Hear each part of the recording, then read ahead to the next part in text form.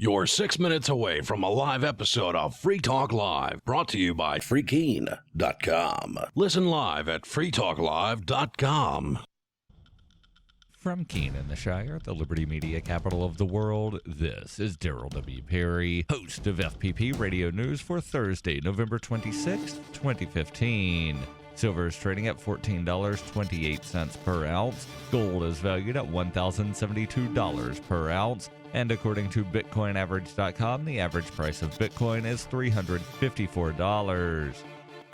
Antiwar.com reports fighting continues to rage in the Yemeni Taiz province, with pro-Saudi forces suffering setbacks in a recent Houthi offensive against Dabab along the main supply route from the pro-Saudi fighters in the province. At least 47 were killed in fighting overnight in and around Dabab, including 2 civilians. The split of casualties between the two combatant sides is unclear and has tended to be subjective to dispute between the two factions. The two sides have been fighting over Taiz province for months, with the Houthis in Sana'a and the pro-Saudi forces in Aden. The city of Taiz represents both the front lines of the war and the largest city not conclusively in control of either side. In the past few weeks, the pro-Saudi side has claimed the advantage in the province and has taken a few towns around the periphery. The overnight raids suggest momentum may once again be shifting, and the war seems as stalemated as ever. In 1999, Darryl W. Perry began a search for traditional values, which led him down a path to the ideas of liberty. He tells the story in A Rebel's Journey, My Path to Liberty. Of the book, Dr. Brian Sovereign says, "Sometimes it's funny, and sometimes I think it's crazy, but it's always authentic." Find A Rebel's Journey, My Path to Liberty by Darryl W. Perry on Facebook, read reviews on Amazon, ask for A Rebel's Journey wherever books are sold, or visit arebelsjourney.com. UPI reports Army General John Campbell, the top U.S. commander in Afghanistan, announced on Wednesday that multiple U.S. service members have been suspended over the bombing of the Doctors Without Borders hospital in Kunduz, Afghanistan. Campbell said the bombing of the hospital was the direct result of human error compounded by systems and procedural failures. Doctors Without Borders has sharply and continuously condemned the strike. Officials said on Tuesday that U.S. military targeted the Doctors Without Borders hospital in an airstrike last month because it mistook the building for a Taliban site from which fighters were firing at forces on the ground. Campbell said during a press conference on Wednesday, the medical facility was misidentified as a target by U.S. personnel who believed they were striking a different building several hundred meters away where there were reports of combatants. Military personnel who were closely involved in the Doctors Without Borders hospital bombing have been suspended, but Campbell did not identify them any further. Doctors Without Borders has said it believes the errant strike was a war crime and has asked for an independent investigation into the bombing, where at least 30 people died. For nearly 40 years, Roberts & Roberts Brokerage has been a trusted source for buying and selling precious metals like gold and silver. They also take Bitcoin for precious metal purchases and have permanently removed the minimum purchase amount for all orders paid in the digital currency. Call Roberts & Roberts today for knowledgeable advice on buying and selling precious metals and a forward-thinking approach to new technologies. 800-874-9760 or visit online at rrbi.co. Reuters reports a Manhattan federal judge ruled on Wednesday that General Motors and its law firm need not turn over privileged documents to drivers hoping to show that the automaker intended to commit a crime or fraud by concealing defective ignition switches in their vehicles. Despite finding probable cause to believe that General Motors committed a crime or fraud by hiding the defect from regulators and the public, U.S. District Judge Jesse Furman found no showing that the automaker and King and Spalding produced the documents with an intent to further such misconduct. Most of the documents related to the law firm's advice from 2010 to 2013 on 3 crashes involving Chevy Cobalts. Vehicle owners said the deception justified a waiver of attorney-client privilege. Wednesday's decision is a victory for GM as it prepares for a January 11, 2016 bellwether trial over an ignition switch defect that could cause engines to stall and prevent airbags from deploying in crashes. The defects in Chevy Cobalt, Saturn Ions, and other vehicles has been linked linked to at least 124 deaths. 2 months ago, GM agreed to pay $900 million and enter a deferred prosecution agreement to end a related U.S. criminal probe. Furman cited that accord when discussing probable cause. Furman is overseeing more than 200 lawsuits over the ignition switches. GM spokesman James Kane said, "We are pleased with the court ruling." This has been FPP Radio News, online at fppradio.com. The number of users who actually enjoy Facebook is down to 4, and Apple announces a new iPhone with the N-word on the back, knowing customers will buy it anyway. And now for the delayed and utterly thoughtless romantic gesture that is The Onion Week in Review. Self-identified 9/11 truther Dennis Shaw told reporters Tuesday he's absolutely convinced the United States government has orchestrated an intricate plot to systematically destroy the last 11 years of his life. Shaw, who since 2001 has spent nearly every waking minute poring over footage of the World Trade Center attack and even handing out truther pamphlets every afternoon, says the government is behind the gradual collapse of his personal and professional life, adding that the conspiracy, quote, goes all the way to the top. Before 2001, I'd see my friend Stephen Copley every couple of weeks, and now he won't even answer my calls. The government got to him too. Think about it. My coworkers, my wife, my friends, everyone calling me crazy after September 11th and wanting nothing to do with me. What are the chances of that? This is the Onion News Network.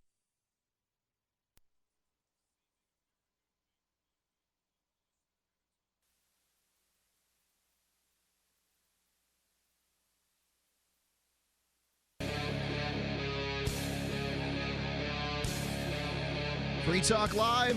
It's the live Thanksgiving edition of the show. That's exactly right. Hey, I just finished my Thanksgiving meal, and it was awesome. One of the reasons it was awesome is because I got to share my Thanksgiving with Tom Woods. And hey, who Mark. doesn't want to spend Thanksgiving with Tom Woods? It was tremendous. It's just weird. Normally I would be with my family, but I've got my 25-year high school reunion tomorrow, and I happen to be talking to you about something totally unrelated on the phone, and this came up, and you said, well, wait a minute, you have anything to do for Thanksgiving? And I thought, well, I'll dig up an old uncle or something and go visit. And you were having none of that. You said you're going to come to Keene, and you're going to have Thanksgiving with us, and it was great. I'm so delighted that you graced our Thanksgiving with your presence. Oh, no. It was the other way around. I mean, what great company. I mean, for you guys, you hang around here all the time with the Free State people. It seems normal to you. But to me, this is a miracle that I can hang around with all these like-minded people. It's a Thanksgiving miracle. It is. You're darn right. So, Thanksgiving show, Free Talk Live. We have done a live Thanksgiving show probably every Thanksgiving for going back 10 years or so. And, it's something we like to do is make sure that, people get to hear live radio on Thanksgiving. Never have we had such a esteemed guest. Oh, you're much too good. And here I am in person in the studio. That's never happened before. I know we very rarely get guests in the studio. And actually, in this case, you're not really a guest. You're a talk show host. I guess more or less, yeah. Can you tell people some of the stuff they might know you from? I know you used to do radio for the Peter Schiff show. You would always sub for him. That's right. And then when I did that, and by the way, that's why I know some of the equipment here in the studio, because I did that for him, and I was doing that from a real radio station in Topeka, and then they outfitted me to do it out of my own office. But then people were saying, well, Woods, you sub for Peter Schiff, that seems to go well. Why don't you get your own show? And I thought, that just sounds like a lot of work. That's why I'm not doing it. But now I've got the Tom Woods Show, and today, episode number 542, I think, broadcast. Now that's the podcast, or yeah, that's the podcast. Okay. Yeah. And obviously, I think podcasts, because they don't have the formatics that radio does. Radio, you're coming in, you're coming out of the breaks. There's some podcasts do, and I like the podcasts that are more like radio shows. Mm-hmm. Than just the sort of free form. There's no set length, and we might talk forever. We might talk for 5 minutes. Yeah, there are pros and cons. I mean, I still like there's something about radio, and there's something about deadlines and breaks and a time frame that I like. And there's just something exciting and electric about radio. Whereas the podcast, it's just me recording, and it can be 30 minutes, it could be 47, whatever. But when you're a guy with 5 kids and it's a miracle you're putting out a show at all. The podcast format works really well. And there was a podcast that I listened to. It was episode 530 that I just listened to last night because somebody had messaged me and said, Darryl, did you listen to the Tom Woods show when he had Mary Ruwart on recently? Yeah. I'm trying to think. Gosh, I should know them all by number, but 530 is eluding me. Yeah, Mary Ruwart is the sort of person this listening audience might have heard of. She's been on this show before. Okay, well, vastly more people should have heard of her because she's tremendous, very impressive. She's got a great background in terms of being a research scientist. She knows all about the relationship between government and science. She doesn't buy any of the propaganda. She's great. And she was also the Libertarian. She ran. She sought the nomination in 1983 and in 2008. Yeah, and I am not stating a factual inaccuracy when I say she sought the nomination in 1983. Prior to the 1992 election year, the Libertarian Party would nominate their presidential and vice presidential ticket the year before the election. So the 1984 ticket was selected in 1983. Gotcha. Well, there you go. So, Tom, also, you've got how many books? I'm sitting here next to the Politically Incorrect Guide from American History that I brought from my shelf with the intention of getting it. I love that one. You have it taken a look. You signed it back in February 2013, but it, this is an awesome when I book. was here for the Liberty Forum, right? And I also have. Which I can't remember. There's 33 questions you're not supposed to ask about something. Was that you or D. Lorenzo? No, that's me. That's me. Yeah, I've got a dozen books, but I'm planning book number 13 right now. And I really lucky number 13. I really felt like that was going to be it. Like I'm sick and tired of writing books and that is it. But I just came up with a good idea and I can't not do it. You got to keep working. I mean, who's going to pay the bills? Well, that's true, but I've found other ways that are more pleasant than writing books. Like, I've already done this 12 times. I have nothing else to say. But I got one more thing. Can I just tell you what it is? Yeah, please. Please. Right. Well, I'm going to co-author it with Scott Horton. Oh, wow, that's exciting. Okay. And we haven't got a title yet, but it's going to be something like The War on Terror Refuted. So it's not just like, okay, the Iraq War didn't turn out so well. It's every single thing they've done, no matter what the country is, the whole thing will be smashed. Please tell me there's at least going to be a chapter about bombing hospitals. Well, I suppose that'll be in a number of chapters, as a matter of fact, because we'll probably just go from country to country. But it's the sort of thing where I know there are a lot of libertarians who say, oh, I hate war, and the war on terror stinks and whatever, but they might not know the details and the names and what exactly happens and all that. This is what this book will be for. And then that's it. Mark, if I tell you I'm writing another book after this, I want you to smack me hard. Why?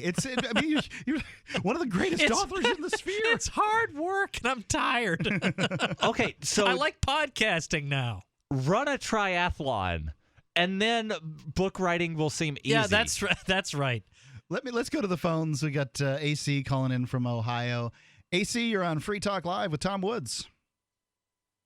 Yeah, so I just got back from a few hours ago from Thanksgiving with my family. Now, at one point we had an interesting conversation about a few things. One of the things that we talked about, which I thought was interesting, was good old open borders. And one of my relatives, who's a really hardcore conservative guy, he was doing the typical, fear mongering. We can't open the borders because all these terrorists will come through and they'll kill us all and all that stuff. And my response, and I want to know, how do you guys usually respond to that one? Well, what I would say is first, that I guess I'm one of the libertarians that will, put a set of caveats on a border opening. I think one of the first things you have to do when you talk about border opening is, hey, let's stop all the foreign adventurism. It wouldn't be that hard to put the soldiers, sailors, airmen, Marines on something that produces smoke and sending them back to the United States. They could do that relatively quickly. That's what I said to him. That's one thing I said to him, and he's like, "That's a bunch of nonsense. Those people are going to want to kill us, and if we stop killing them, they're not going to stop. They're going to come. They're going to want to kill us even Issue more." an apology. the United States government, Barack Obama could go say, look, we're really sorry for dropping Hellfire missiles on your weddings. We're sorry for blowing up hospitals that are trying to help you. We're sorry for getting involved in your politics. You should be able to, decide what direction your political landscape's going to go. It's none of our business. And I realize that the U.S. government very rarely does say, I'm sorry, but they have done it a few times. It'd be powerful if they did. Yeah, but they always do it 100 years later when everybody who was involved is dead now. Right, all the Tuskegee Airmen already have. Then they apologize for what those people did, but with the implication being nothing I've done deserves an apology, but that terrible guy from 100 years ago. But 70 years after the internment of Japanese Americans, there was an apology. It was 100 years after the overthrow of the Hawaiian Kingdom, there was an apology. I still don't think they ever apologized for George Washington giving American Indians the smallpox blankets. Well, let me jump in on this thing about they're going to attack us anyway, and it doesn't matter what we do. So we got about another this much. Minute, okay, yeah, okay, that's all I need. Okay, it's true that there will always be crazy people who want to do bad things, but when Osama bin Laden actually addressed this in 2004, he said, if it's true that we're attacking you because of women's rights or whatever, then how come we're not attacking Sweden? Like, bin Laden specifically said that. Why are we not attacking Sweden? Wow. You see, this is the thing that people don't. AC, we're going to hold on to you. People don't even want to address, want to listen to Osama bin Laden because they feel like it's so egregious just to even suggest that. 855-450-3733, 855-450-FREE, Free Talk Live.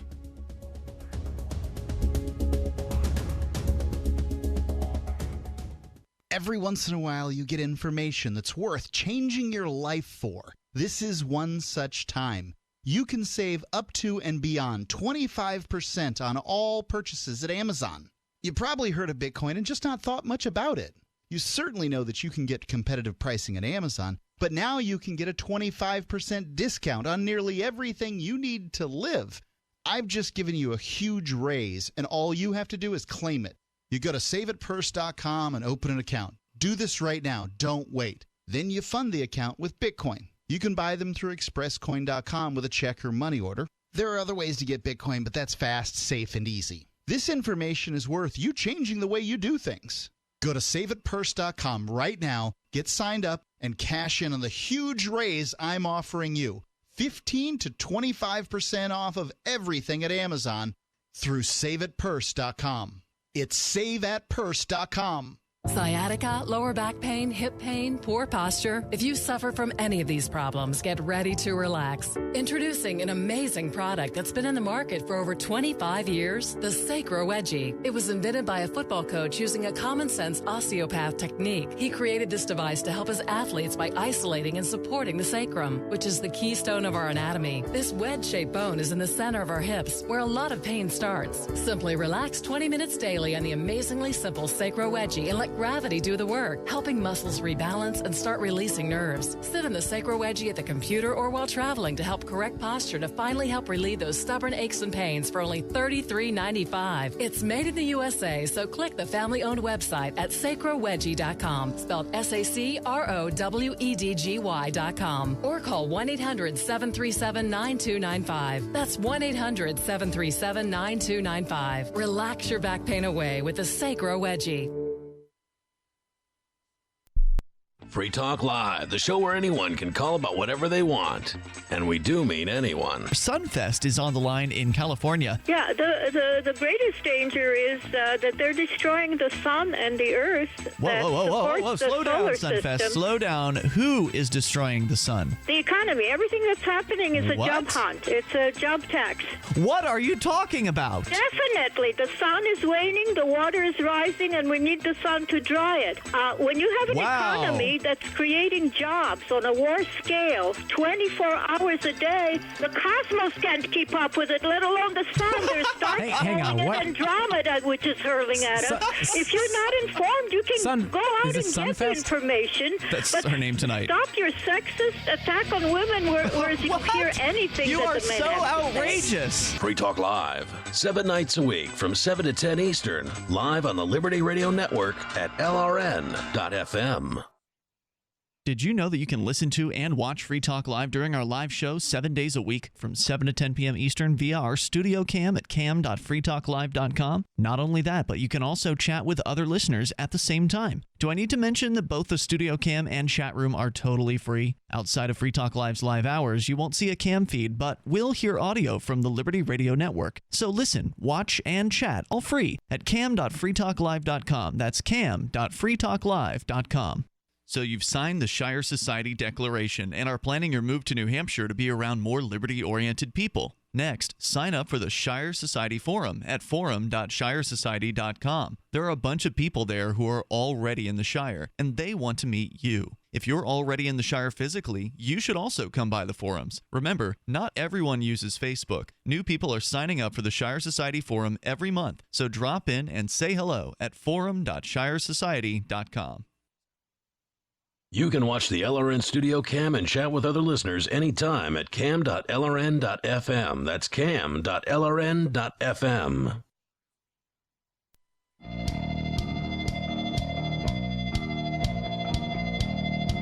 It is Free Talk Live, and you can call in if you've got a comment on borders, Thanksgiving. You just want to talk to Tom Woods. The number's 855-450-FREE. It is a toll-free call.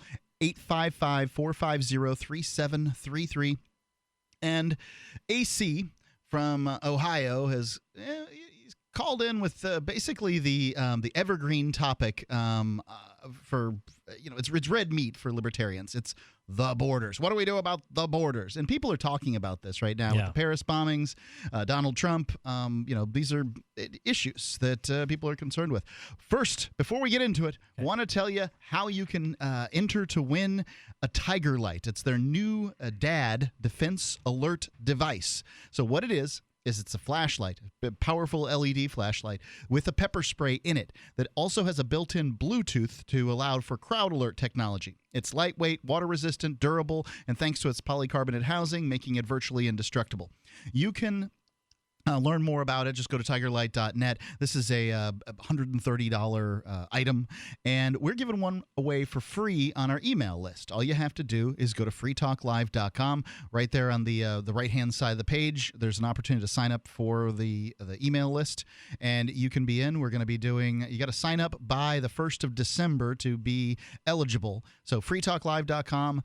And by the way, we do giveaways on the email list on a regular basis, so sign up there anyway and get our new newsletter and be involved in the giveaways. freetalklive.com to sign up. AC, are you there? Yep. So you brought up, again, the topic of borders, and I guess it was a Thanksgiving dinner, and your uncle or dad or somebody? Uncle, dad, couple cousins. It was mostly between my uncle and my dad, basically. This was like after dinner when they were all watching football. And just, what do you think about the border situation kind of thing? How'd it go? Yeah, they were kind of just talking about, border stuff and things like that. And they started talking about Mexicans. And I kind of just brought in some 2 cents about how I believe in open borders. And that's what the whole, you want the terrorists to come in and kill us all? And it was basically fear-mongering. And I basically said to him, one of the main reasons why these terrorists want to come in is because of the military. And he said that what the United States military has been doing to them for decades is that's not true. They hate us because we're infidels, and the typical, that typical nonsense, which I know is not true. I mean, Tom Woods said himself, Osama bin Laden even said, if I wanted to care about women's rights, I would have attacked Switzerland. Yeah, well, I think all you have to do is look through the 20th century and the relationship that the U.S. had in the Middle East throughout the 20th century. Up till the middle of the century, the United States was held in very high regard. Everybody loved Americans in the Middle East. After World War I, when the Syrians were asked, the so-called King Crane Commission was sent over to Syria to find out which country would Syria like to be governed by as a League of Nations mandate, it was overwhelmingly the United States. So obviously something happened. Somewhere around the middle of the 20th century, something happened. Was it installation of the Shah in Iran by the CIA? There was something in 1952 or 53, I believe. Well, there is that. I mean, it's an embarrassment of riches. 1947, there was somebody that was overthrown. Well, I mean, obviously there's the U.S. role in the creation of Israel. And what's interesting about that, of course, is that the State Department in 1947 said things that even right-wingers today are embarrassed to say. But just regular State Department people were saying it. Saying, look, if Truman goes ahead and just automatically, regardless of Israeli behavior, just goes ahead and immediately recognizes Israeli independence, even if they're taking more territory than the UN partition entitled them to, we're going to make all Israel's enemies our enemies. And they're not our enemies right now. We're not enemies with the Arab world, but we're going to be. And then, of course, we had the problem of all the Palestinian refugees that were not allowed to return to their homes. There were Israelis who moved into abandoned Palestinian homes. They moved into these homes that these people had been driven out of. And again, there were State Department officials saying this is going to ruin the American reputation in the Middle East. And Harry Truman said that he was disgusted by how the Israelis were handling the refugee problem. But obviously, as usual, nothing was done. Right. This is terrible. Yeah, this is terrible. What a Thanks. shame. Slap on the wrist. So this has a teensy-weensy bit to do with it, and it's not like nobody predicted this would happen. The State Department people all said this was going to happen. So what do you think about my plan here, Tom, to handle open borders? The first thing you've got to do is stop the foreign adventurism and issue an apology. I really think that an apology would probably go a long way because it makes it seem like we're not going to do it again. Most of these people they don't want to punish anybody. They just want it to stop. Yeah, as long as John Bolton and some of these people still live in the U.S., though, it's hard to plausibly claim this will never happen again. Oh, yeah. I don't These expect it people to are happen. champing at the bit. But on the open borders thing, though, I will utter a word of a discordant word, let's say perhaps a heretical word to some people, but to me it is the correct libertarian position. Every time the government is involved in something, it muddies the waters when you figure out what the rights and wrongs of it are. Like, we know that it's good for shoes to be produced by private people and not by the government. That's easy. But education, like once the government has taken over education, then we start arguing about, well, should the schools teach this language or that language? Or should the schools do this? Should the schools do that? We wouldn't be arguing this if the government hadn't taken over the schools. Right. It would just be your school does this and my school does that. And that's why the private sector keeps us from each other's throats. Whereas with the state, it wants to impose something on everybody. It creates conflict. But the same thing goes for immigration. Because in this case, it's not a case of the state taking over education. It's the state has taken over all the land area of the U.S., basically. And the world. Well, and the world, but let's say in the U.S., all the roads are public property and parks are public property. There's so-called public property everywhere. So that means people from anywhere can just start walking on it. Now, in a private society, a free society, there wouldn't be any of these so-called public areas. They'd all be privately owned. You wouldn't have an immigration problem. It would just be people inviting other people onto their property. But again, as soon as the government gets involved, it muddies the waters, because is it really the case that the government says all these areas are available to everyone to walk on? Is that what a private owner would have done? Probably not. But the funny thing is they're saying all of this land is available for anybody to walk on unless you come from across one of these lines that we have, and then you can't walk on this land that everybody else can walk on. Right. The tax rate here in Keene, New Hampshire is double what it is in my town. And so I drive in, I use Keene's facilities on a relatively regular basis. They got a much nicer library. They've got sidewalks and all kinds of stuff. And I just chuckle at the tax rate that these people have to pay. So I am, to some extent, that I'm that immigrant that's using the facilities. But when it comes to sidewalks, I can't imagine what each footfall costs them. It's got to be pretty low. It's not a question of cost. It's a question of whose property is that, really. And if this is stuff that's paid for by tax money, then it could be argued that the taxpayers are the owners of the property. It was the money to fund it was taken from them. That's the notion. So they would be the ones to decide how it ought to be used. I mean, ideally, it should be private owners deciding. But the idea that the government gets to decide arbitrarily that anybody can just – that if we want – for example, in Singapore – what if 5 million Chinese moved to Singapore? It would destroy the whole country. I would concur with you that would be the case. The difficulty is just sort of putting in place the steps that would get us from here to there. And I think that's the hard part. But then again, I think Hoppe takes too long to get us there. 855-450-3733. It's 855-450-FREE. Also, our username on Skype is LRN.FM. Free Talk Live. Are your Google search results killing you? Unflattering content in blogs, news articles, online reviews, social media, or other sources can jeopardize your reputation, your business, and your livelihood. Let Reputation.com help. Our patented technology will make the truth about you more visible while pushing down unwanted negative content. Improve your Google search results. Call Reputation.com at 1-800-831-0771 for a free consultation. That's 800-831-0771.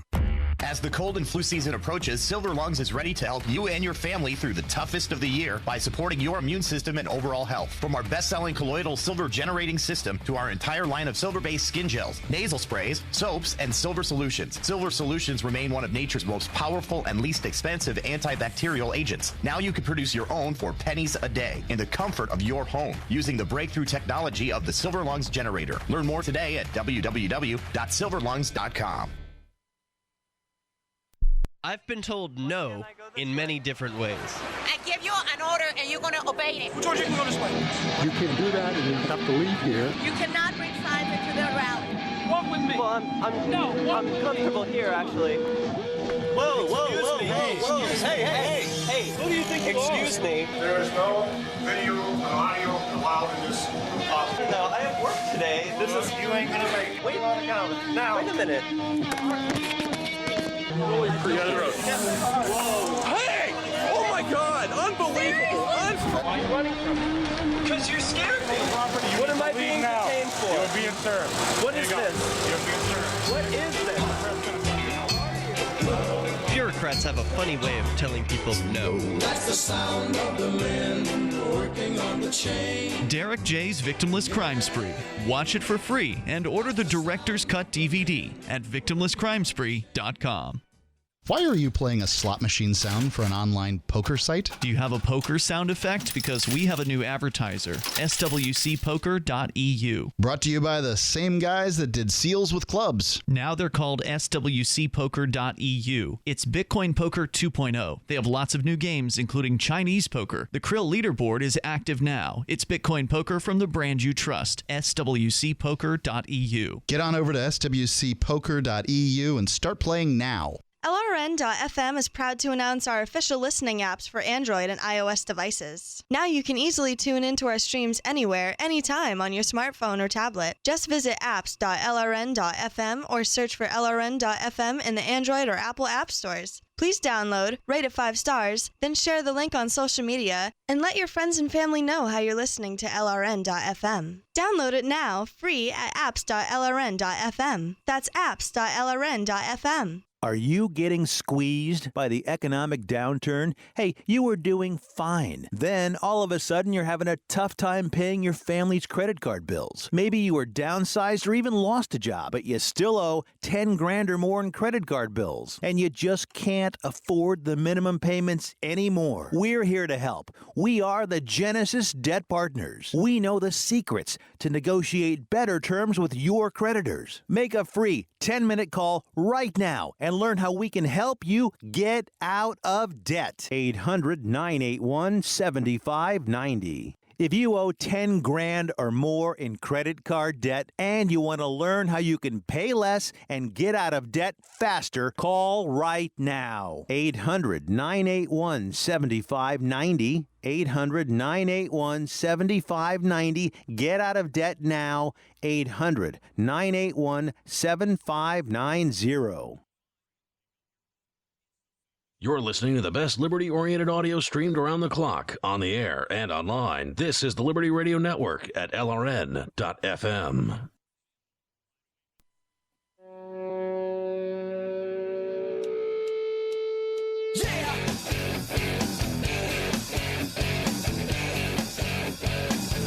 Free Talk Live.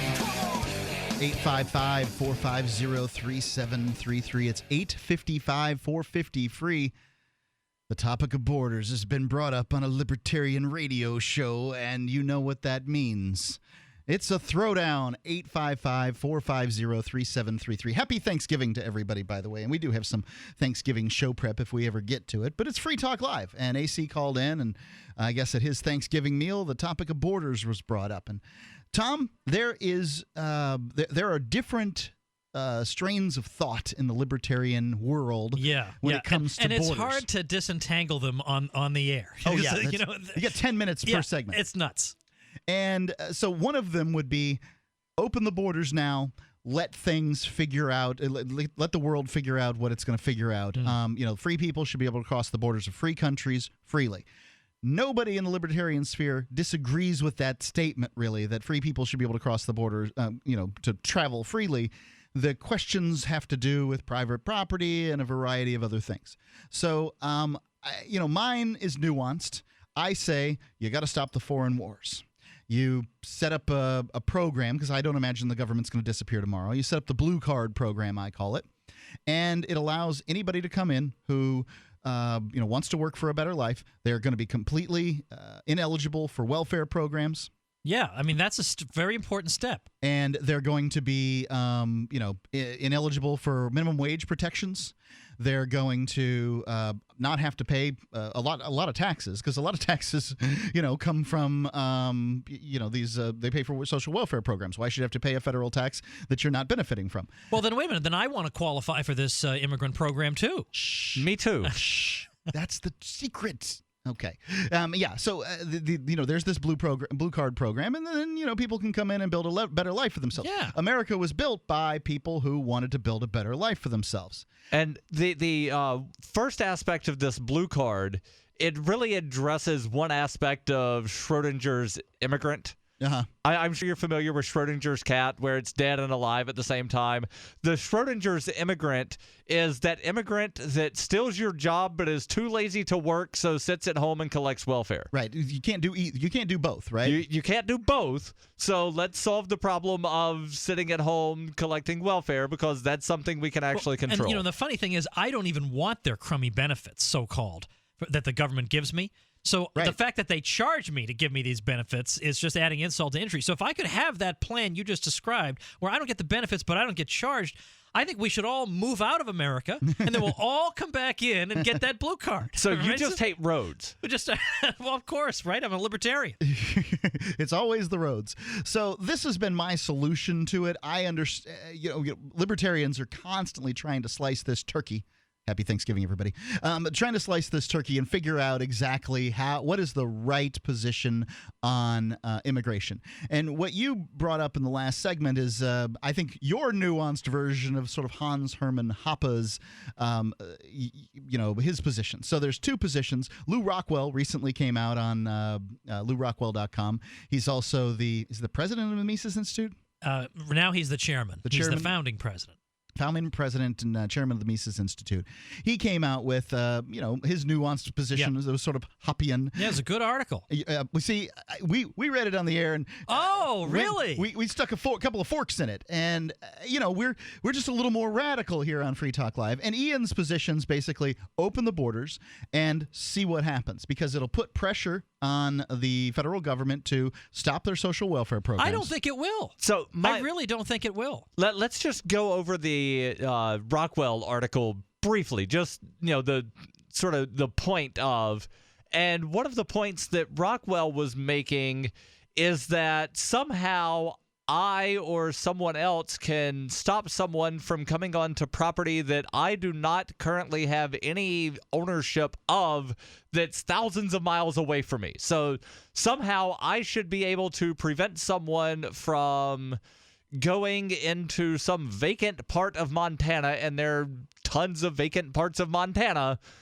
simply because, they had to cross here from another country to get there, so therefore you can prevent them from going there. Is that an accurate assessment of what he was saying? As an American citizen? Right. I was, thrust as an American citizen by virtue of escaping a vagina within the territory claimed by the U.S. government. Mm-hmm. So therefore they say I'm an American citizen. And Rockwell's position is that as an American citizen, I can claim ownership over a piece of land that I have never seen because it's within the jurisdiction claimed by the U.S. government. What Rockwell wants is what I think we all agree, that the problem would be solved if we were just dealing with individuals owning private property and there were no government involved.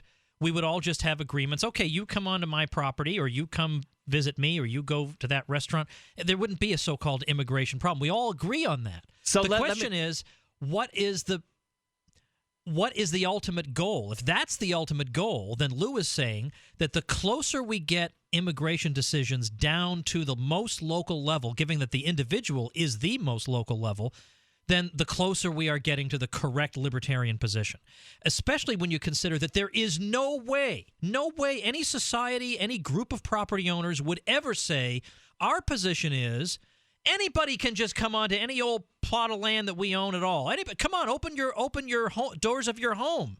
Open the doors of your house and just see who comes on in, and plus subsidize them while you're at it. And if there's no one would do that. So what do you do with the millions of square kilometers? I don't know if it's million, but like the vast openness of the western United States that nobody lives on and nobody owns. And if the federal government goes away tomorrow, there would not be an owner of a lot of property in the western U.S. Okay, so but on that in property, a way, this is could I prevent somebody? I don't want to prevent somebody from going into vast openness. I don't know. But in a way, it's a moot question because nobody's asking about that. That much is true. One thing I would point out is that there's a Syrian refugee crisis going on right now. I am unable, as a free person, to open my home up to a family that would come here, that could come here and escape the horrors that have been visited upon them by the United States federal government to some extent, indirectly. In the support of this, I am disallowed because of this sort of democratic system that is thrust upon us. That because of the immigration laws here in the United States, I can't allow somebody to come to my house, and that's not an indication of a free person, right? Yeah, I'll grant you the whole subject is screwed up and mixed up. Oh, yeah, it is. That was my point to start with. It sure is. Is that anytime you're talking about any other issue that involves two people, whether it's sports or production of goods for exchange or whatever, there's no problem. But when the government takes it over, it politicizes the issue. And so if the government owns the lake, well then, okay, I guess we do need to have some kind of regulation about how much gunk gets dropped in the lake, because if the lake were privately owned, we wouldn't be dropping gunk in it. But you see, as soon as the government gets involved, then there are 12 other regulations that invariably follow from it. If we just had individuals in charge of everything, which is the direction we should go in. But so in other words, you get these issues that don't really have very neat libertarian answers. Well, given that the government is in charge of X, what should be done now? The government is in charge of the library, so should naked people be allowed to go in it? There is no clean libertarian answer to that question. Well, I guess the clean libertarian answer is the library. How attractive are they? Should be. Well, it's always a question. It should be asked. Hey, can we sell the library to some organization? Then that organization would likely be a library foundation, and that library foundation would likely say you got to have pants. Yeah, exactly. Well, Walter Block talks about the smelly bum problem. Can we kick out the smelly bum from the library? And he says no. If it's government owned, then you cannot kick out the smelly bum. And his strategy is the worse the better. The more miserable it is, the more likely people will overthrow the state. I don't think so. 855-450-3733. It's Free Talk Live Thanksgiving edition with Tom Woods. 855-450 free. Free Talk Live. Tom Woods, what's your website? TomWoods.com. Free Talk Live. How do you define pants?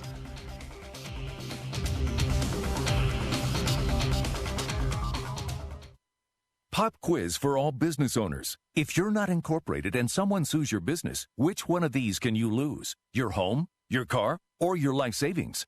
The answer? All three. Because if you're not incorporated, it's not just your business that can be sued, it's you too, which means you could lose everything. Once business owners realize the risk of not being incorporated, they usually scramble to incorporate or form an LLC. To make it quick and easy, Incorporate.com is now giving away a free incorporation guide to all business owners, so you can incorporate in just 10 minutes. For your free 10-minute incorporation guide, call now, 1-800-915-1027. Protect your financial future. At Incorporate.com, they don't provide legal or financial advice. They just make incorporating or forming an LLC quick and easy. Call now for your free 10-minute incorporation guide. 1-800-915-1027. Hurry while supplies last. 1-800-915-1027. That's 1-800-915-1027. My name is Bill Bonner, and I have an important message. Right now, the highest levels of government are struggling against an inevitable crisis, but they're about to lose control. When this happens, it will rip our country apart in ways you never imagined. From where we shop to the family you want to protect. Look, I've made predictions like this before. A few years ago, I warned that the housing prices would collapse. Before that, I warned that .com companies would crash, and they did. Those who listened had a chance to save themselves. But this has nothing to do with the stock market. This will affect us all. I've posted a free video at disappearingwealth.com. Maybe you'll disagree with my conclusions, but first you need to watch this video and see the facts for yourself. You can watch the video for free right now by going to disappearingwealth.com. Again, that's disappearingwealth.com. Free Press Publications is an independent, alternative media and publishing company founded in June 2009 with the mission of ensuring a free press for the freedom movement and is committed to spreading the message of peace, freedom, love, and liberty. FPP also gives new authors an avenue for publishing freedom-oriented material. FPP brings you daily news and commentary on the website fpp.cc, as well as a daily 5-minute newscast, FPP Radio News, and weekly news, views, and commentary in the FPP Freedom Minute and Peace, Love, Liberty Radio at fppradio.com, and the monthly newspaper FPP News at news.fpp.cc. Find FPP online at fpp.cc. That's fpp.cc, as in Creative Commons. The 3 most important things you can do for Free Talk Live are 1. Share 1 episode a week on Facebook or in some other social networking site. 2. Buy the things you buy online through shop.freetalklive.com. 3. Give $5 a month to the AMP program. You likely buy all kinds of things online. Amazon is the largest online retailer. You can get what you need at the same prices with free Super Saver shipping by going to shop.freetalklive.com. Please do your online shopping at shop.freetalklive.com. This is your Robertson Roberts Brokerage Daily Precious Metals Update. In early trading Wednesday, gold is down $6 at $1,070 per ounce. Silver is 11 cents lower at $14.14 per ounce. Bitcoin is trading at $324 US. Robertson Roberts Brokerage is a trusted name in precious metals since 1977. When you're ready to buy or sell gold or silver, give us a call, 800-874-9760, or online at rrbi.co. While our satellite channel is free to listen to, it's not free for us. You can help us cover our satellite costs with the chip-in on the right side of the page at lrn.fm.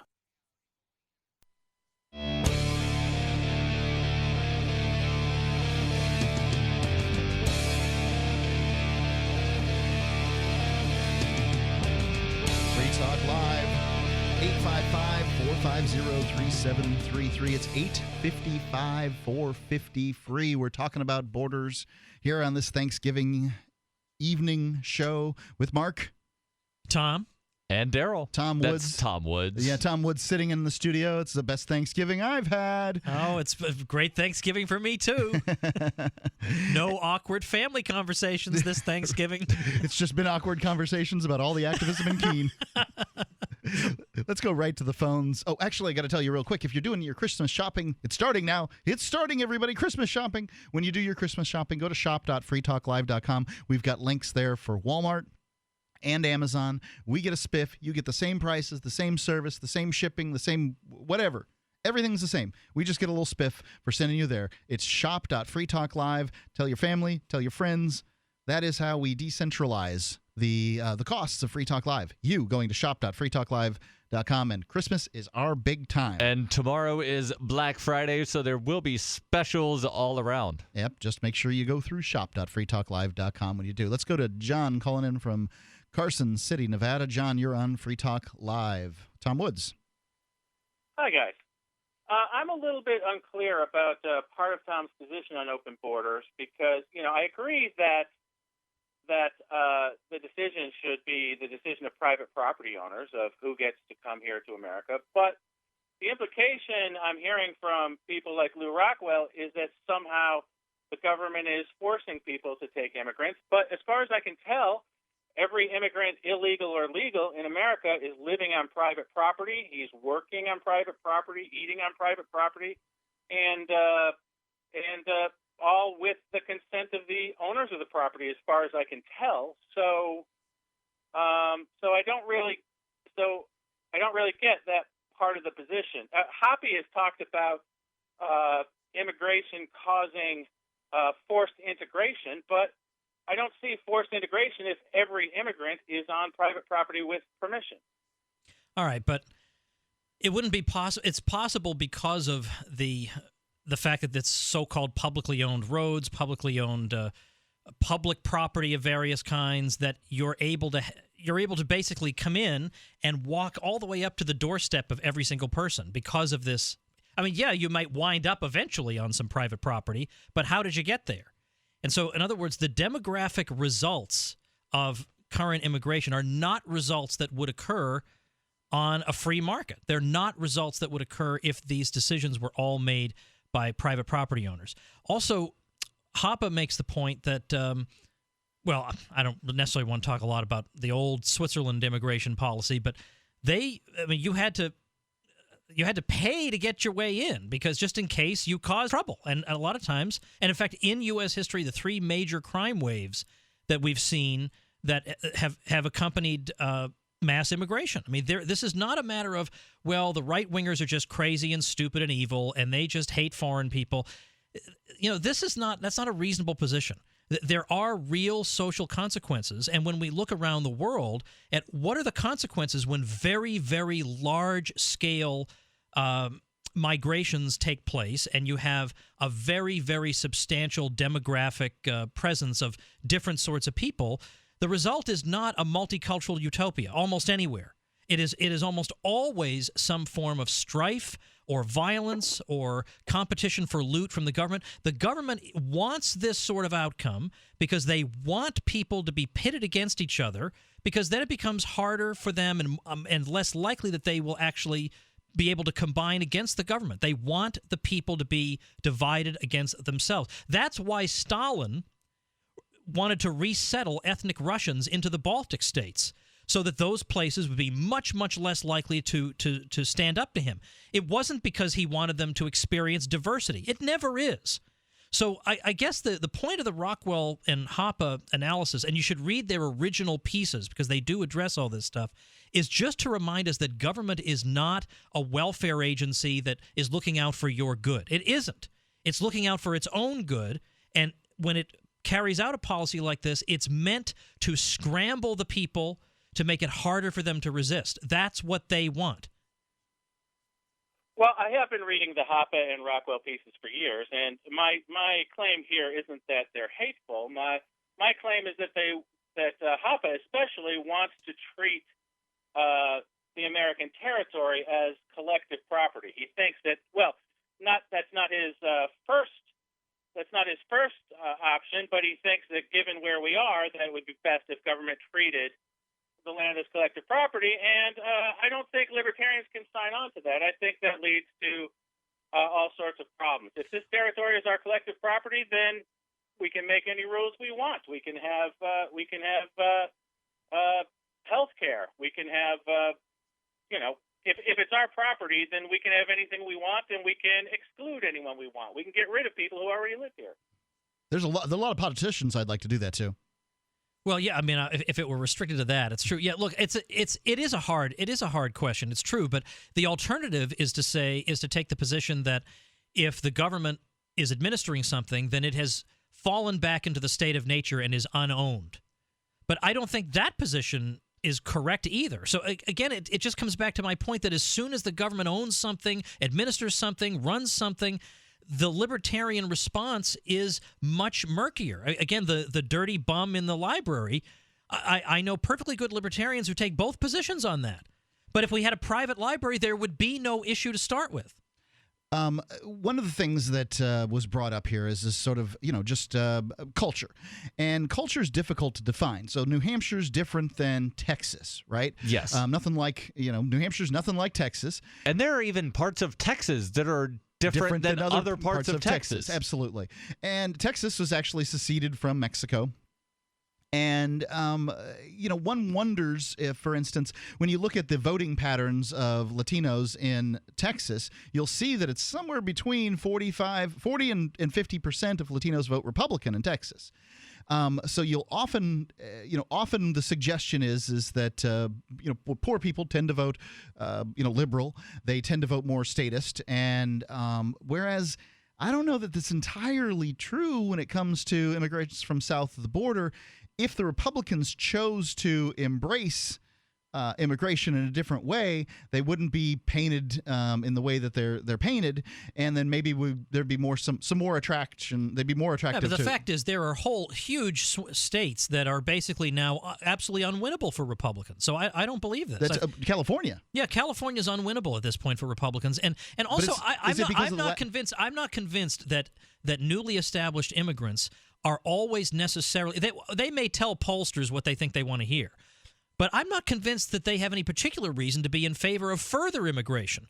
Once you get here, you're happy that you're here. Why would you want more people? I'm from Sarasota, Florida, and I can tell you that every Yankee that moves down there and says, you know what, we need to do something about all these Yankees that are coming down here. I mean, my parents came in '63. I was born there. I'm like the only native I know from the area. They all leave. They all go someplace to make more money, and but their grandparents are moving in constantly. But my point is that that's not why the Republicans are having trouble. It's not that their immigration policy is rubbing people the wrong way. I think that is the immigration view that a lot of new immigrants would like, is that, okay, I'm here, but I don't want other people competing for my job. So let's just cut it off. Plus, most Republicans are for open borders, as far as I can see. They talk about the borders, but the Republicans talk about a lot of things. They don't do anything.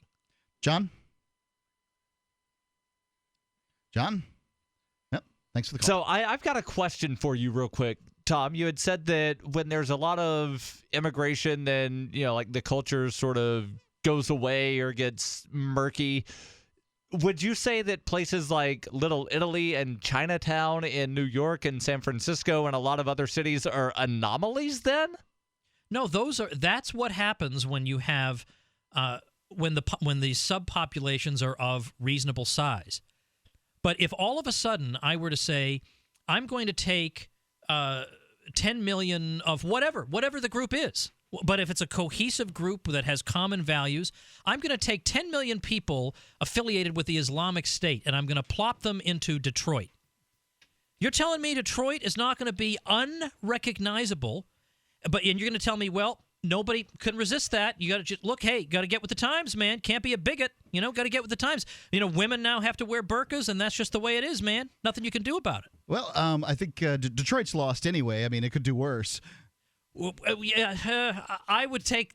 I don't want this. but my point is, if you were to plop a million Americans into the middle of any foreign capital, this would create problems. You can see if you plop several dozen Americans in foreign countries. I think we're coming to a break here. 855-450-FREE. It's 855-450-3733. Free Talk Live. What happened there? Did we lose track? Weird things.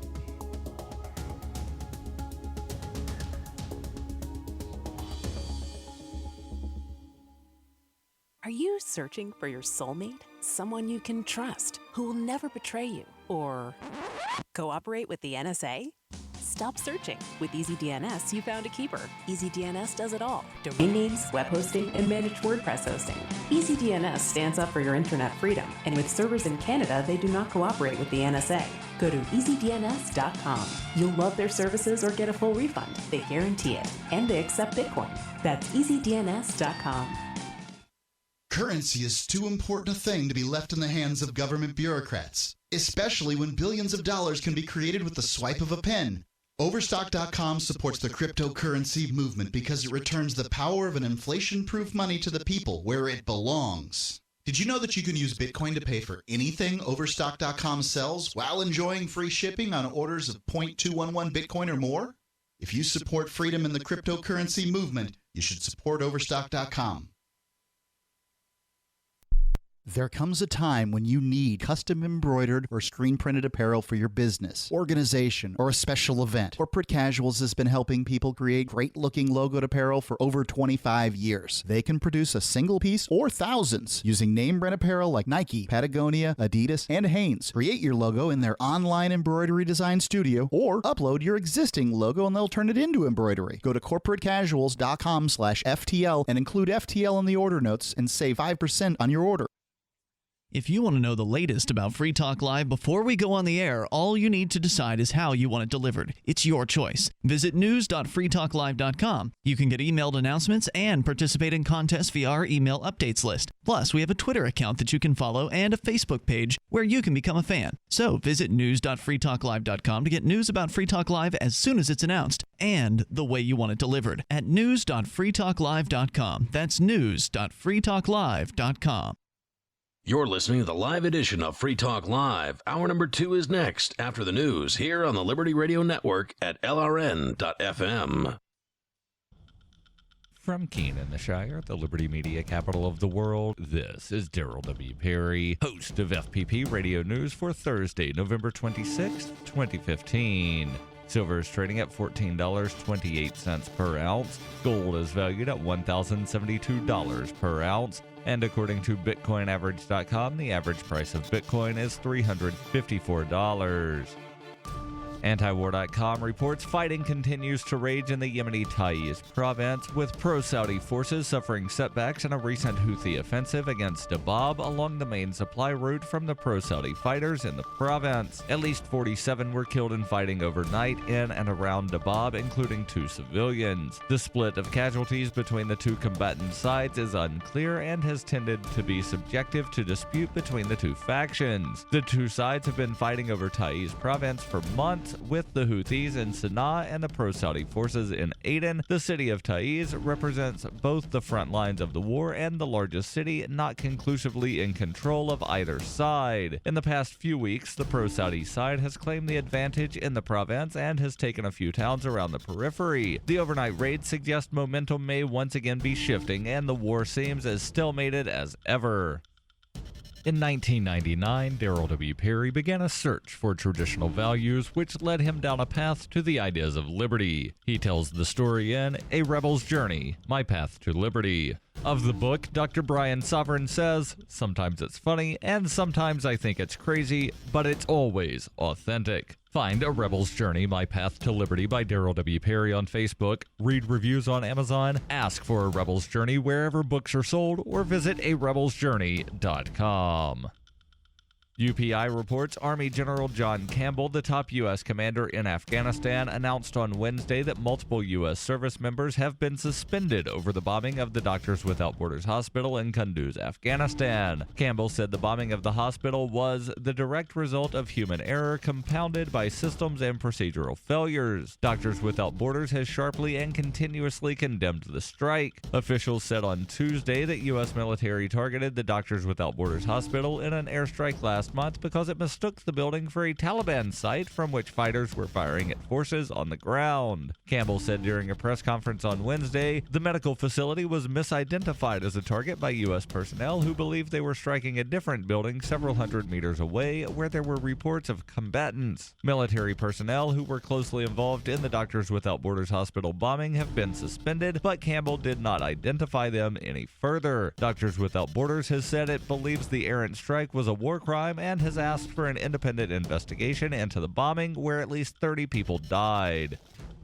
For nearly 40 years, Roberts & Roberts Brokerage has been a trusted source for buying and selling precious metals like gold and silver. They also take Bitcoin for precious metal purchases and have permanently removed the minimum purchase amount for all orders paid in the digital currency. Call Roberts & Roberts today for knowledgeable advice on buying and selling precious metals and a forward-thinking approach to new technologies. 800-874-9760 or visit online at rrbi.co.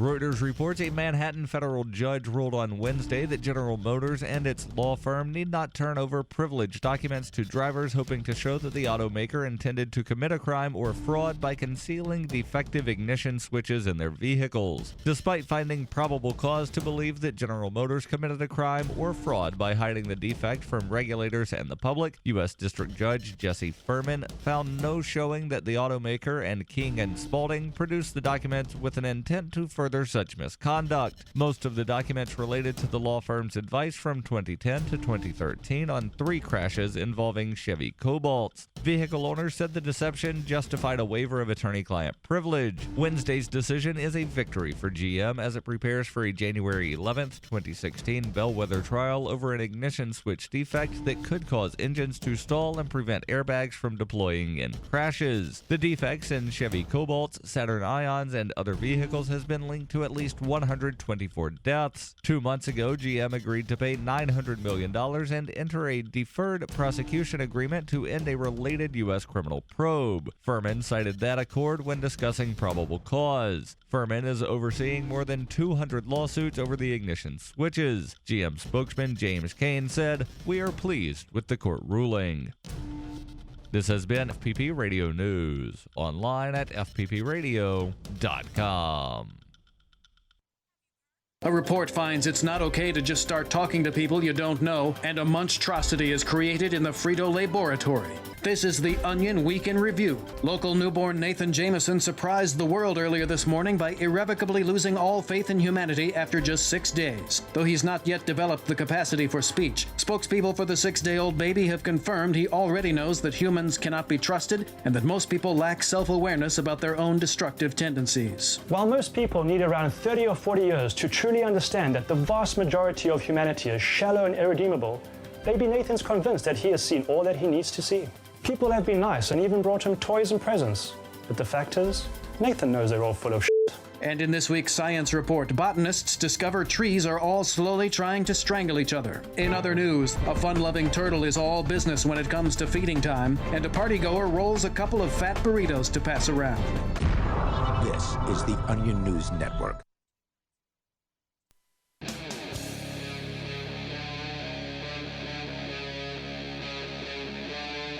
Free Talk Live. It is Free Talk Live, and it is the Thanksgiving Day edition of Free Talk Live. Thank you, Darryl. Really appreciate that. Mark and Darryl doing Free Talk Live with a special guest.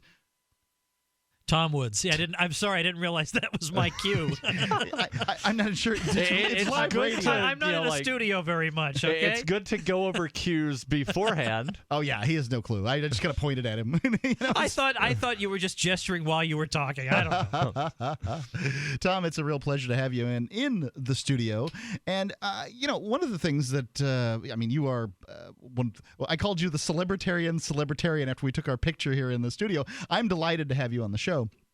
And, I call myself a celebritarian. So therefore, if I'm delighted and excited that you're here, you must be the celebritarian. So he's an A-lister. And I guess that you and Ian would probably be, right on the cusp of between A and B, and Whatever, I'm probably somewhere around like a C-lister. If somebody knows me, I'll give them a signature or whatever it is that they want. I don't care. I mean, I'm happy to talk to anybody, and I know that Tom Woods is as down to earth as they come. Tom, we're going to take another call here, but I want to talk about a debate you've got coming up with Mike Malice, who's also been on the show. Oh, he has? Yeah. Well, we've had them all, Tom. Oh, we all right. do love. Well, the thing is that until about a little over a year ago, I never even heard of the guy, and now, in a way, I can't live without him. He's so good. He is good. Didn't he write the unauthorized biography of autobiography of Kim Korean Jong-il? guy? Yeah, the North Korea leader. Well, here's the beautiful thing. He and I are debating the general proposition that Alexander Hamilton is a hero to the cause of liberty. And he is arguing in the affirmative, if you can believe that. So that's the resolved. That's the resolve. Alexander Hamilton was a hero for the cause of liberty. And I'm arguing in the negative. And we're going to debate this in New York City. The details are at my events page, which is tomwoods.com/events. But we're going to debate this December 3rd. And it's an Oxford-style debate, which means there's a winner because you poll the audience before the debate. You see how many people are on each side. And then after the debate, you poll them again. So whichever debater has changed the greater number of minds is declared the winner, and it is going to be so awesome, partly because, I mean, in my opinion, this is, by the way, we've had so much trash talking going on Twitter between the two of us, making fun of each other, making jokes. Doing that. It's unbelievable because he's so good at it, too. And he's so quick on his feet. And I'm really not. He's a New York, I mean, just a New he's New good. Yorker. Yeah, absolutely. Well, let me just put it this way. There are going to be little pieces of Michael Malice all over New York City by the time I'm done with it. And the thing that I really like about Oxford debates is it's very formal. Yeah. Of each person makes an opening statement, then there's the rebuttal, and then there's the closing. I think it's going to be exciting. It's not just two people up there yelling at each other. Right. No, it's not that at all. Which with Malice, though, would be fun, and I would be at a huge disadvantage because he's so quick. Yeah. So thank goodness it's not like that. Yeah, you don't want to get in a situation where it's just back and forth with I would Malice. never have agreed to that. Never. But I've heard a lot of libertarians say, like, I love debating. But what they actually mean is I love to argue with people. Yes, that's what they mean. Let's go to Dennis calling in from New Hampshire. Dennis, you're on Free Talk Live. Hey guys, I got a question for Mr. Woods, but before I ask that question, I gotta say I'm a little bit disoriented because I'm looking at the studio cam, and there's a bearded silent man sitting next to Mr. Woods, and it's a little bit freaking me out. Is that his bodyguard? Or It is my bodyguard. The state rep, Keith. I thought that might be a state rep that I know, but I wasn't sure because he's well, like he that. moonlights, you know. See, New Hampshire's the kind of place where, like, a state rep will escort Tom Woods to the radio program. That's what happened. You know, it's been a really With all great the Thanksgiving anarchists over on here in Keene. I got to say, Oh yeah, best Thanksgiving ever. with your question, Dennis. So I got okay, Mr. Woods. I know you've got like a family and the whole thing. What do we have to do? Like, look to your right and look at that state representative. What do we have to do to make you turn to your family and say, guys, you know me. Did you see what just happened in New Hampshire? I have to go. Oh, that's where this is going. I did a little bit of this at Thanksgiving dinner. Once Tom Woods talked about, well, you know, we could move from Kansas. Well, look, I mean, nothing's cast in stone yet, other than that we haven't ruled out the possibility of relocating. Because I mean, I don't know if people are listening from Kansas, but I just don't like it at all. I'll just be honest. I just don't like it. There's a great school where the kids go, though. Yeah, they have a great school. It's a school where, in the high school, where part of the school where they teach the so-called Great Ideas course, when they get to political thought, I come in and teach classical liberalism. They must be a good school. Yeah, I mean, like what? Most schools would bar the door. There'd be a special password that all parents knew except me to get in. So it really is great. It's the one thing that basically keeps me there. I really don't know. I mean, I would just have to see. I don't know. I don't really know how to answer your question. I can't say I've definitively ruled it out. Well, but I grew up in Massachusetts. I know at least the northern part of New Hampshire. I know it well. I took my kids to Canopy Lake Park last summer. I can't say I would absolutely rule it out. I am sort of looking toward warmer climes right now. But then I think about what Ian Freeman said, who's off camera, but who I'm blowing his cover. He is here.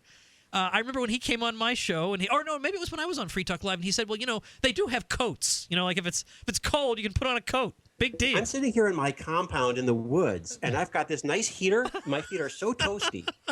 And they have hand warmers. But look, but you don't. What do you need any particular person for, right? You guys have what you need is enough people to trigger the move. And I'm just one of those people. It doesn't matter where I am. You can watch me on YouTube from anywhere. Your 7,000 children. 5. 7,000. Okay, 5,000 children. Well, if you round it to the closest 7,000. And you know, when my kids are in school, and I had so many private schools to choose from for where do I want my kids to go. Can you tell me what town in New Hampshire you live in? I'm in Hopkinton. Hopkinton, okay. Oh, but that's so far from Massachusetts. I hate to be so far away. So you could live near Nashua. You're the telecommuter who can work from anywhere. I think it's a fair question to ask somebody who purports libertarianism. Hey, if there was a place on the planet that was sufficiently libertarian, would you move there? Like this is kind of the question. Yeah, but these are the same people who say I have to move to Somalia. I don't have to move anywhere. That's Edge's law. Just so you know that if a libertarian or if a conversation with one libertarian and it goes on long enough, that Rhodes or Somalia will be mentioned. And they have both come up. Yeah, Somalia is one giant road. But you know what? But we don't have to mention Hitler. Everybody else can talk about Hitler. Hitler doesn't have to come up. Godwin's law doesn't necessarily reign here. Somali Hitler? What are you proposing to do to get Tom to move, Dennis? Well, I'm putting him on the spot. He's got to tell us. There's got to be something. Like, you've done sales, Mark. Look, you got to tell me. What does this car have to cost? But how is it better for me to, what's the benefit to having me here? Okay. Because I'm not going to just sit around and answer people's questions. I guarantee you, your being here will alter the political discourse in this state. I know this with a certainty. Having Tom Woods as a signer of the Free State Project. I tell you what, Tom, you come to some of our hearings where guys like the state representative on your right are wishing someone would come in with the libertarian cred and lay it down.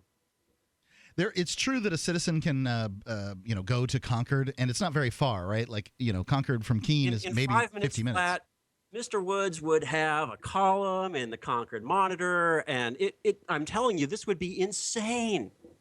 Economist Tom Woods testified. I don't disagree with the assertions over time that he is saying that you would be able to testify in front of the House. You would be motivating in that way. If you go to Kansas, what's the capital of Kansas? Is it Topeka? It is Topeka. If you go to the State House, probably have never been.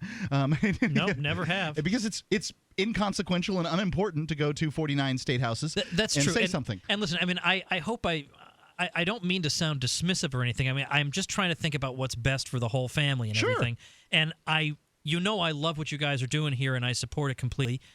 But at the same time, and please don't misunderstand, I am extremely flattered and honored that somebody would speak about me in this way. But at the same time, one thing I've noticed over the past, since, let's say, Ron Paul's first presidential campaign, is that the same libertarian names just keep getting mentioned over and over again. So my name's out there, and there's the Judge Napolitano, and there's you guys, but 2015, it's still the same names, and I feel like that's not a good development. And there's too much emphasis on these individuals. We have to cultivate this among more people. There are some great communicators out there. I'm a fan of Adam Kokesh as a communicator. Right, but he's the same name again. He's another old name. He's been around since 2008. Indeed. Well, I mean... He's also not the person to communicate with state representatives. It's true. We all have our niche, don't we? Right. I think that there are some, some world-class communicators. I would not put myself in that. Only. The makers of O2 Pure's revolutionary e-cigarette have just authorized the release of free starter kits to all smokers who call in the next 10 minutes. Valued at $99, these starter kits are available for free, but only while supplies last. To guarantee your free kit, call in the next 10 minutes, 1-800-717-8682. The advanced O2 Pure design creates a pleasant vapor. There is no foul-smelling smoke and no nasty tar. This allows individuals to enjoy the nicotine they love whenever and wherever they are. The financial advantages over cigarettes are considerable as well. It is estimated that the average smoker can save hundreds of dollars a month with O2 Pure. Again, free starter kits are now available to any smoker who calls in the next 10 minutes. This is a radio-only offer not available in stores, so call now for your free kit. 1-800-717-8682. 1-800-717-8682. 1-800-717-8682.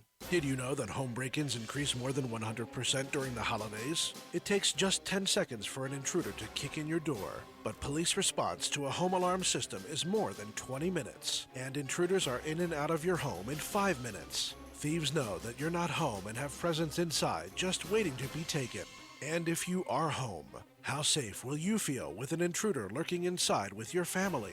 That's why police across the country are recommending you use door armor. Proven to withstand the force of a battering ram, door armor keeps intruders out. It's easy to install and barely visible, and your door armor is guaranteed for life. Go to InvasionStopper.com for a very special buy one, get one at half off deal. These savings are for a limited time and only available to GCN listeners. Protect your valuables and loved ones this holiday season.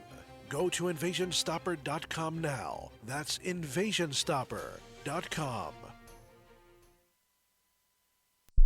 On Free Talk Live, we're bringing people to the ideas of liberty every day. From wrestling superstars like Glenn Jacobs. You guys really are having an impact, I believe. Like I said, a lot of where I am now is due to listening to Free Talk Live. You changed my mind on some very important issues years ago. To random people tuning in on the radio.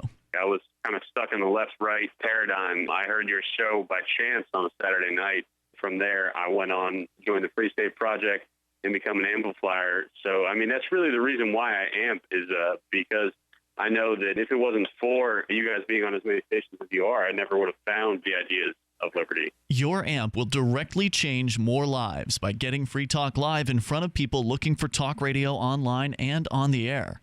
When you amp Free Talk Live, you get perks like access to the AMP-only Facebook group and AMP podcast. Visit amp.freetalklive.com. Here's a chance to do a little activism while you're cruising Facebook, Twitter, or Google+.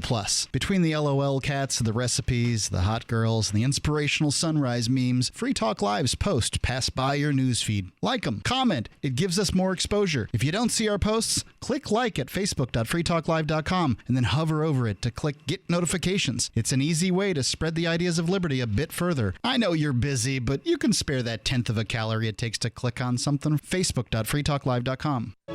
Cryptocurrency and peer-to-peer tech developments happen fast.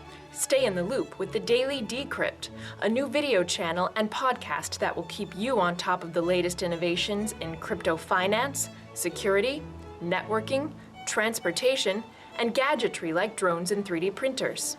Subscribe to the Daily Decrypt on YouTube and SoundCloud and be an early adopter of the future.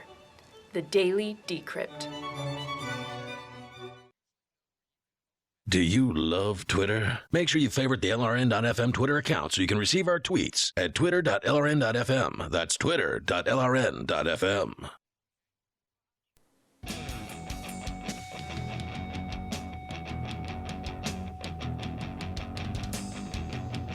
Free Talk Live Thanksgiving edition of Free Talk Live. It is really exciting to have Tom Woods here in the studio. Who is going to punch Darryl if he doesn't stop doing that turkey noise. No punching. And it's Mark and Darryl with you. And we've just been, basically, it's been really easy to do the Thanksgiving show. We've just opened up the mics and let people talk to Tom Woods, apparently. But, yeah, let's go to Nathan calling in from Texas. Nathan, you're on Free Talk Live. Hello, guys. Happy Thanksgiving. Thanks to you. Same to you. So I really recommend, before I get to my comments, I really recommend episode 335 of the Tom Woods Show. It's titled "How I Became a Libertarian," and it's a really good listen. So you can get it at tomwoods.com/335. Just slash whatever the episode number is. Thank you. Yeah, I really like it when they people make it easy to type the URLs. You don't have to like type .html or whatever after it. So you were talking about moving to New Hampshire and the climate, and I had two comments about that. One, the cold climate is actually it's a boon. It's a good thing, and the reason it's good is because it sort of keeps out all the R-selected moochers who just want to live off the welfare and whatnot. So it's a little harsh, but it's kind of like, think of it as like a natural invisible force field that sort of keeps out the people that can't cut it. Okay. And the second point. All right. I'll consider that. All right. What's the second point? Okay, so the second point is I think a lot of people would be interested if you did move to New Hampshire, and not necessarily because it's, the great Tom Woods has moved to New Hampshire, not like that. More like, so one of the things I've been thinking about for moving to the Free State Project is the sense of community that's there. And I've listened to some people, go to different events like Liberty Forum, and I haven't gotten a chance to go myself yet, but I've heard mixed things. So I've heard about Facebook drama and people, doing ridiculous things, severing relationships. But I've heard about good relationships too, and things like that. So I think what a lot of family-oriented people are going to think is, if you move to New Hampshire, you're basically endorsing it as an environment that a family would want to be in. It is one of the. I think it won something to do with the best state to raise your kids or something at some point. And there was a survey that just came out a couple days ago that ranked New Hampshire the number 3 state to live in the entire United States of America. Wow. Well, there you go. Wow, that is pretty good. And, Look, I don't know what to say to you guys, right? I mean, I know it sounds really good. I don't know what to say. I don't want to grill Tom Woods on where he's going to move at some point in the future. I just want him to know that, hey, New Hampshire is a possibility, and there's a lot of value to that. Now, I heard that you guys are actually getting close to the number. We are Yes. at Yeah, 89% of the number of signers. The Free State Project has gotten 89% of the 20,000 signers that we are hoping to have. But I really honestly consider that just to be sort of a press thing. Oh, yeah. There are currently 1,800 people in state for the Free State Project, and then another 2,500 or so that are friends of the Free State Project. We have 4,000 Free Staters in the state of New Hampshire, if you want to use that terminology. And we've done everything at this point that I was hoping to see at the end of the Free State Project. It's already been achieved. We've got basically a libertarian veto in the New Hampshire House. What I mean by that is 20% of the representatives in the state of New Hampshire, the New Hampshire House, they are nominal libertarians. And that means that you got to get your liberal or your conservative bill past them. Nathan, I do appreciate the call. Thanks so much. 855-450-3733. Let's go to Jacob calling in from Connecticut. Jacob, you're on Free Talk Live. Hello, gentlemen. Happy Thanksgiving. Same to you. All right. I have a question for Mr. Woods. I'm a Free State signer myself. My wife and I, we're going to be moving up. And as a libertarian, I don't feel I have any right to tell you where to live or how to live your life. But I hope that you'll consider New Hampshire, especially once we hit our goal of 20,000, which we're going to do, and really start making some changes and make New Hampshire the best state in the union. So as a libertarian, it's just too enticing to pass up. And I really do hope you move because, honestly, I think you would be an amazing spokesman for our movement and a really great face for the intellectual side of what we do. Thanks for the call. I appreciate that. Thank you very much. Thank you. 855-450-3733. I swear, I didn't think the guy from Texas and the guy from Connecticut. yeah, Mark is trying to set it up so that we can pitch the Free State Project to you. I don't know why you were pointing at me. I'm not going to sit here and barbecue the guy about the Free State Project. You had a question about a university that you wanted to ask Tom Woods? Oh, yeah. So I came across this article a couple days ago. Apparently there's a college down in Massachusetts that is the first school to completely do away with asking applicants for the SAT and ACT scores. There have been schools that have made it optional where they still put it on the application and put, not required. But Hampshire College apparently has said, nope, we don't care. Don't tell us the score. We're not putting a line on the application anymore.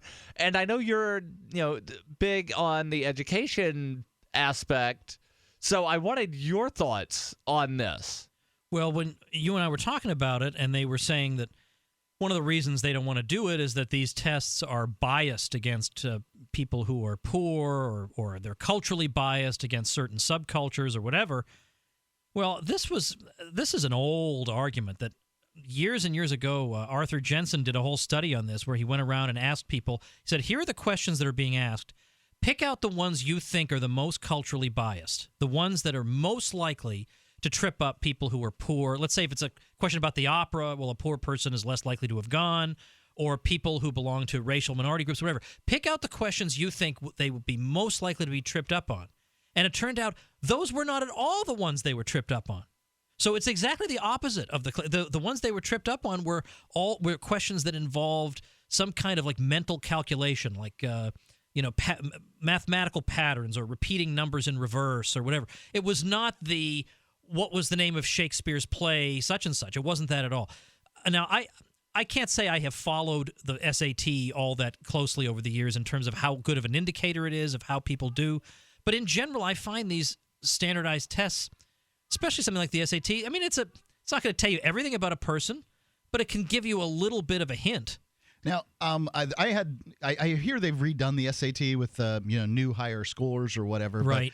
But, I was a mediocre high school student. I think my grade point average was somewhere in the C+ B- realm. But I didn't do too badly on my SATs and ACTs, mostly because I can osmosis, right? You sit in the classroom, you learn a certain amount of stuff. Plus, I'm kind of a smart guy. I think it was 1170 for my SAT and 25 for my ACT, if I remember. And, people are either saying, well, that's high, or whoa, that's low. Whatever they're saying right now, I don't think it's that. I only took one of them, and I got a 23. Yeah, that's right. So, you're in the same ballpark there.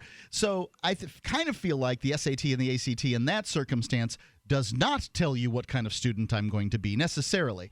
I really felt like what I needed was a dose of real life. And then I would have been ready for university at that point, because I would have understood that, hey, if you want to learn and do, if you want to be something more than, driving a shovel or whatever, then maybe you need, maybe you need a better education. Actually, I never had that opportunity, so I didn't do that. But well, it's not the indicator, right? It's not like there's just, but it's a component of an application, and I think the abolition of it is typical of a this trend whereby we don't want objective numbers anymore. Free Talk Live. So you've got to take a state construction license exam or certification. Can't decide on what books or what chapters to study? Discover right now how you can eliminate unnecessary books and wasted study time. At contractorexam.com, our study materials zero in on state-required test topics in an effective, multiple-choice format. So whether you're a plumber, electrician, general contractor, or other construction-related trade, contractorexam.com will help get you prepared. Visit us at www.contractorexam.com today. If you or someone you care about loves outdoor adventure, then check out slingbow.com for some unique holiday gift ideas. That's slingbow.com, where we have some innovative new products for the archer, hunter, or bow fishing enthusiast in your family. Now through January, use the promo code HOLIDAY to get free shipping in the U.S. or Canada. And from all of us at Slingbow Industries, have a safe, joyous, and peaceful holiday season. Every once in a while, you get information that's worth changing your life for. This is one such time. You can save up to and beyond 25% on all purchases at Amazon. You probably heard of Bitcoin and just not thought much about it. You certainly know that you can get competitive pricing at Amazon, but now you can get a 25% discount on nearly everything you need to live. I've just given you a huge raise, and all you have to do is claim it. You go to saveitpurse.com and open an account. Do this right now. Don't wait. Then you fund the account with Bitcoin. I know this sounds unbelievable, but at my house, we saved as much as 45% off of a new item on Amazon. This information is worth you changing the way you do things. Go to saveitpurse.com right now, get signed up, and cash in on the huge raise I'm offering you. 15 to 25% off of everything at Amazon through saveitpurse.com. It's saveatpurse.com. The new 4th edition of Healing Our World, The Compassion of Libertarianism, will take your understanding of liberty to a deeper level and has over 1,300 updated references, new cartoons, and a foreword by Dr. Ron Paul. With discounts for multiple book purchases, the new Healing Our World is a great gift this Christmas for the liberals, pragmatists, environmentalists, and Christians in your life who think libertarianism is cold-hearted. Get yours today at healing.freetalklive.com and use promo code FTL for a $5 discount. So you've heard all 3 hours of the latest episode of Free Talk Live, and you're still hungry for liberty-oriented audio content? Did you know that we have another 24/7 audio stream at LRN.FM? The Liberty Radio Network airs the latest episodes of some of the best liberty-oriented podcasts on the internet around the clock. In addition to recorded content, you'll also hear live shows like Free Talk Live, originating from our Keene, New Hampshire studio. So listen anytime at LRN.FM. That's LRN.FM. Money, power, and respect are all yours at CreditSecretsRevealed.com. Be seen as an industry leader. You can do it. The last application you filled out when it was time to hit submit, did your nerves spike? You didn't get the approval you seek, but there's a better way. We teach you exactly what to place into the right systems the right way the first time so you get approved. Get up to $100,000 in instant business credit. Many people will get cash on the spot. Use those two tools in your new corporate credit engine so you can walk into the bank and get your project funded today. It's all about today at CreditSuccessSecretsRevealed.com. Credit Success Secrets Revealed is explosive and ignites instant results. Dial 1-800-707-8719. That's 1-800-707-8719. 1-800-707-8719. Or just go to creditsuccesssecretsrevealed.com. Listen to LRN.FM on any phone, anytime. 213-493-0309. That's 213-493-0309.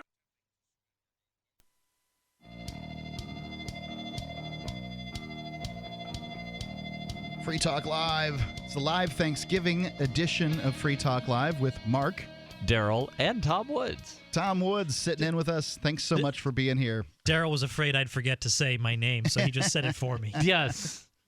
Well, every other time it's come time for you to say your name, somebody just points at you and you sit there for a second. Yeah, like what? Anarchapulco. It's the world's first and largest anarcho-capitalist conference. This year, the speakers are it's star-studded. Jeffrey Tucker, Doug Casey, Luke Rudkowski, Adam Kokesh, Larkin Rose, Roger Ver. It's a huge, huge list. I'm really excited. Tone Vase, Jose Rodriguez, Bob Podolsky. It's February the 19th through the 21st. Actually, it runs for a full week from February 17th through the 23rd, but most of them, it's sort of surrounded by workshops. The main event, 19th through the 21st at the Acapulco Grand Hotel in Acapulco, as you guessed it. You can go get your tickets. Right now, they've got early bird tickets, anarchapulco.com. I'm excited about this event. Anarchapulco.com. I went last year and had a wonderful time. This year, I think it's in conflict with the Liberty Forum. It is. So that's an issue. Anarchapulco.com. It is, however, the weather's going to be much better there. I can assure you of that. Yes, there should not be snow on the ground in Acapulco in February. So we were talking about Hampshire College, and they've done away with asking for ACT or SAT scores on the applications for students. The president of the school says, in our admissions process, we review an applicant's whole academic and lived experience. We consider an applicant's ability to present themselves in essays and interviews, review their recommendations from mentors, and assess factors such as their community engagement and entrepreneurship. And yes, we do look closely at high school academic records, though in an unconventional manner. He says we look at grade point average as a measure of performance over a range of courses and time, distinct from a one-day test such as the SAT or ACT. Well, they say the SAT or the ACT is a one-day test, but if you're unsatisfied with your score, you can always go get another one. Right. I mean, right. It's not exactly if you like, want to pay the $100 to retake the test. It's not cheap, and I understand that there might be some concerns for poor people, but, $100 when you're talking about tens of thousands for college, you're not talking about much there. $100, that's the cost of a textbook. The only reason I was able to go to college is because I got scholarships. Yeah. That's the only reason you should go to college. I would not have gone. So let's talk about some of the results that they've had. But before I get into that, he says that a student's consistent A grades may be coupled with evidence of curiosity and learning across several disciplines. And, a strong high school graduate will demonstrate purpose, a passion for authenticity, and commitment to positive change. So what are some of the results they've had? He says, our yield, the percentage of students who accepted our invitation to enroll, rose in a single year from 18% to 26%. The quantity of applications went down, but the quality went up, likely because they made it harder to apply, asking for more essays. Class diversity increased to 31% students of color, the most diverse in our history, up from 21% 2 years ago. The percentage of students who are first generation from their family to attend college rose from 10% to 18% in this year's class. Okay, well, how did the academic performance of these kids turn out? We'll have to wait and see. I think that is the real question, isn't it? Are they going to do well or are they not going to do well? It doesn't matter. Do colleges care about that? Yeah, exactly. They want to boast about demographics, but that's great and everything. But how are they doing? Well, I remember this. I don't know if you get to see that Yale video from last week or something, where the lady who's complaining about at the there's a fire. What's the name of that organization? Something like Foundation Individual Rights. In education. In education, yeah. So there's a fire speech on freedom of speech or whatever, and the students are protesting this. Basically, that they don't like the idea of freedom of speech because some people might wear offensive Halloween costumes. And one of the Yale students is actually yelling at one of the deans of one of the colleges because, well, this isn't supposed to be a place of higher learning. This is supposed to be a place of comfort and home.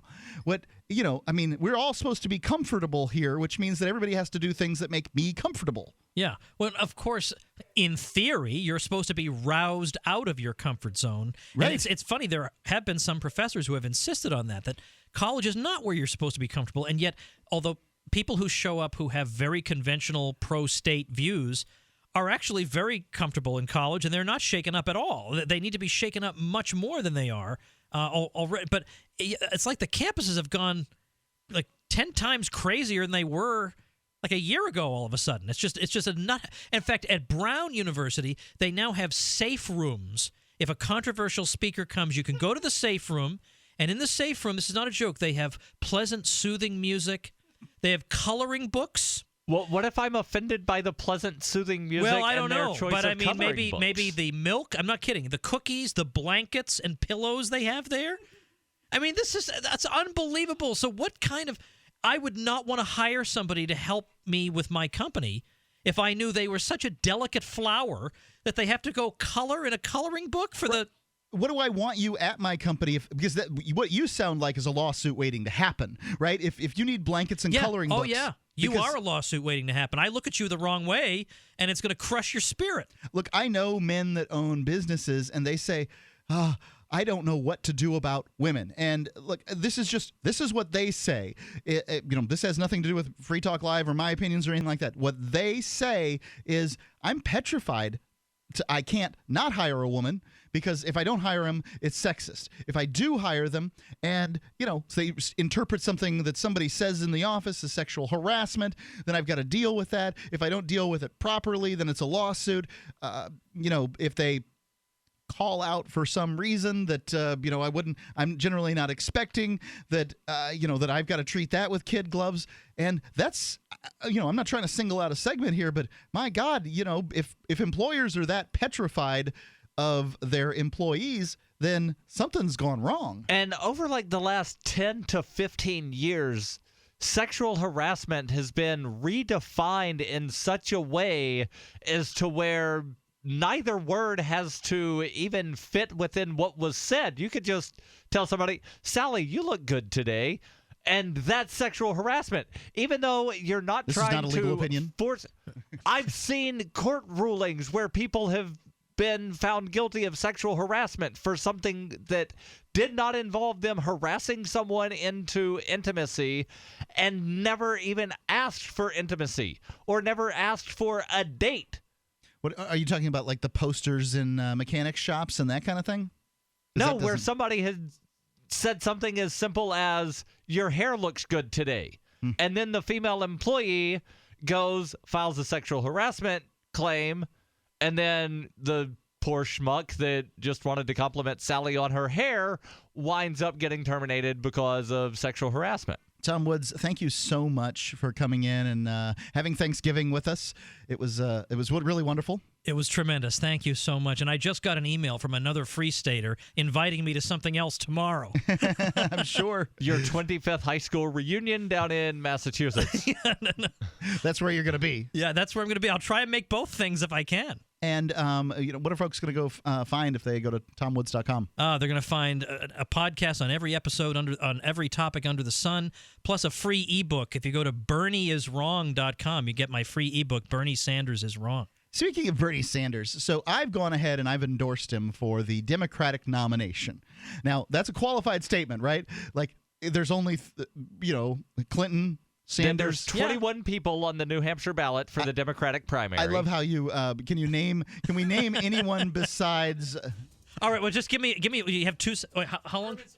Vermin Supreme. Vermin Supreme is one of Can them. you give me your 5-second reason for why Bernie? He's less likely to bomb people. Yeah, that is true. I'll give him that. That's it. But you can't have. But people- he's making socialism fashionable. That's the problem. No. Well, socialism's as fashionable as socialism is. I don't know if it's going to make it more fashionable. 855, 450 free, Free Talk Live. Tom Woods, thanks so much. My pleasure. Have you become a slave to big tobacco? Have they taken away your money, your health, and even your freedom, forcing you to stand out in the cold this winter? There's an alternative. With the help of Jimmy the Juice Man and GiantVapes.com, for less than the cost of a carton of cigarettes, you can make the switch to electronic cigarettes and take back your freedom.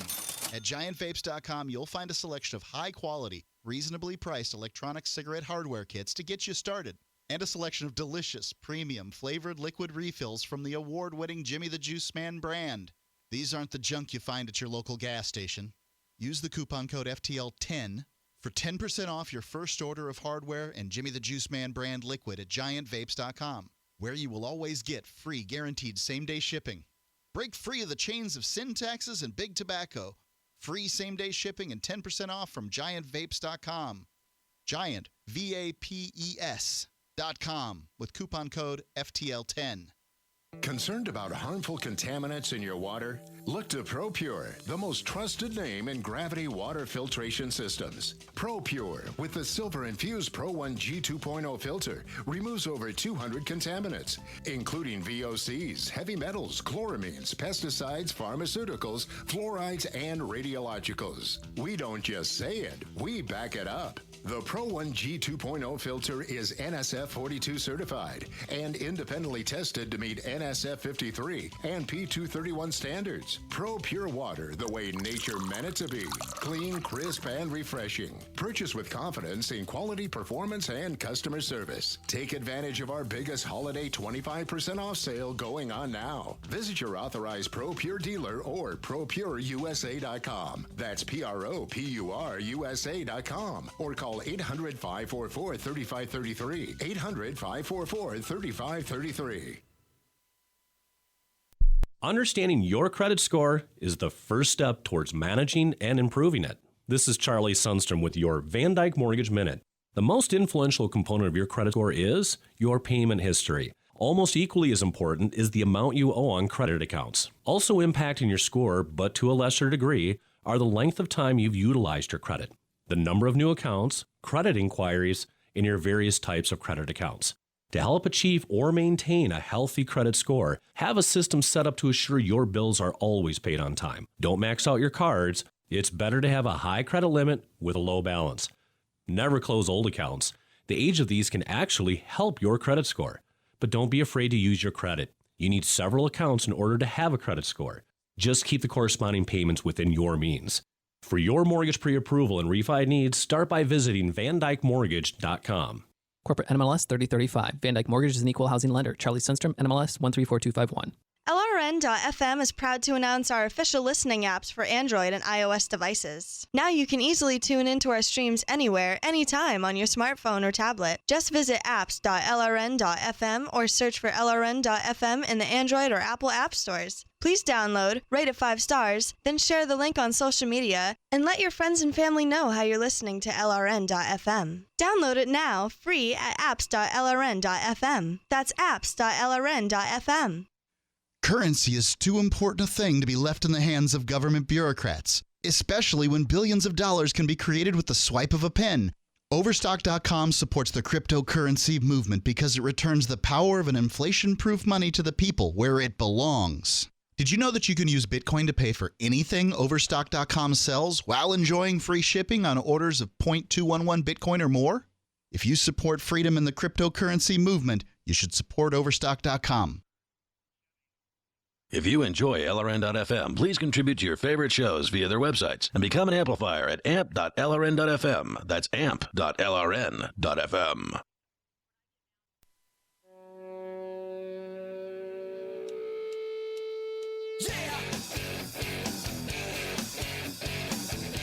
Free Talk Live. Tom Woods has left the building. He's on his way back to, I don't know, wherever it is in Massachusetts that he's spending the night.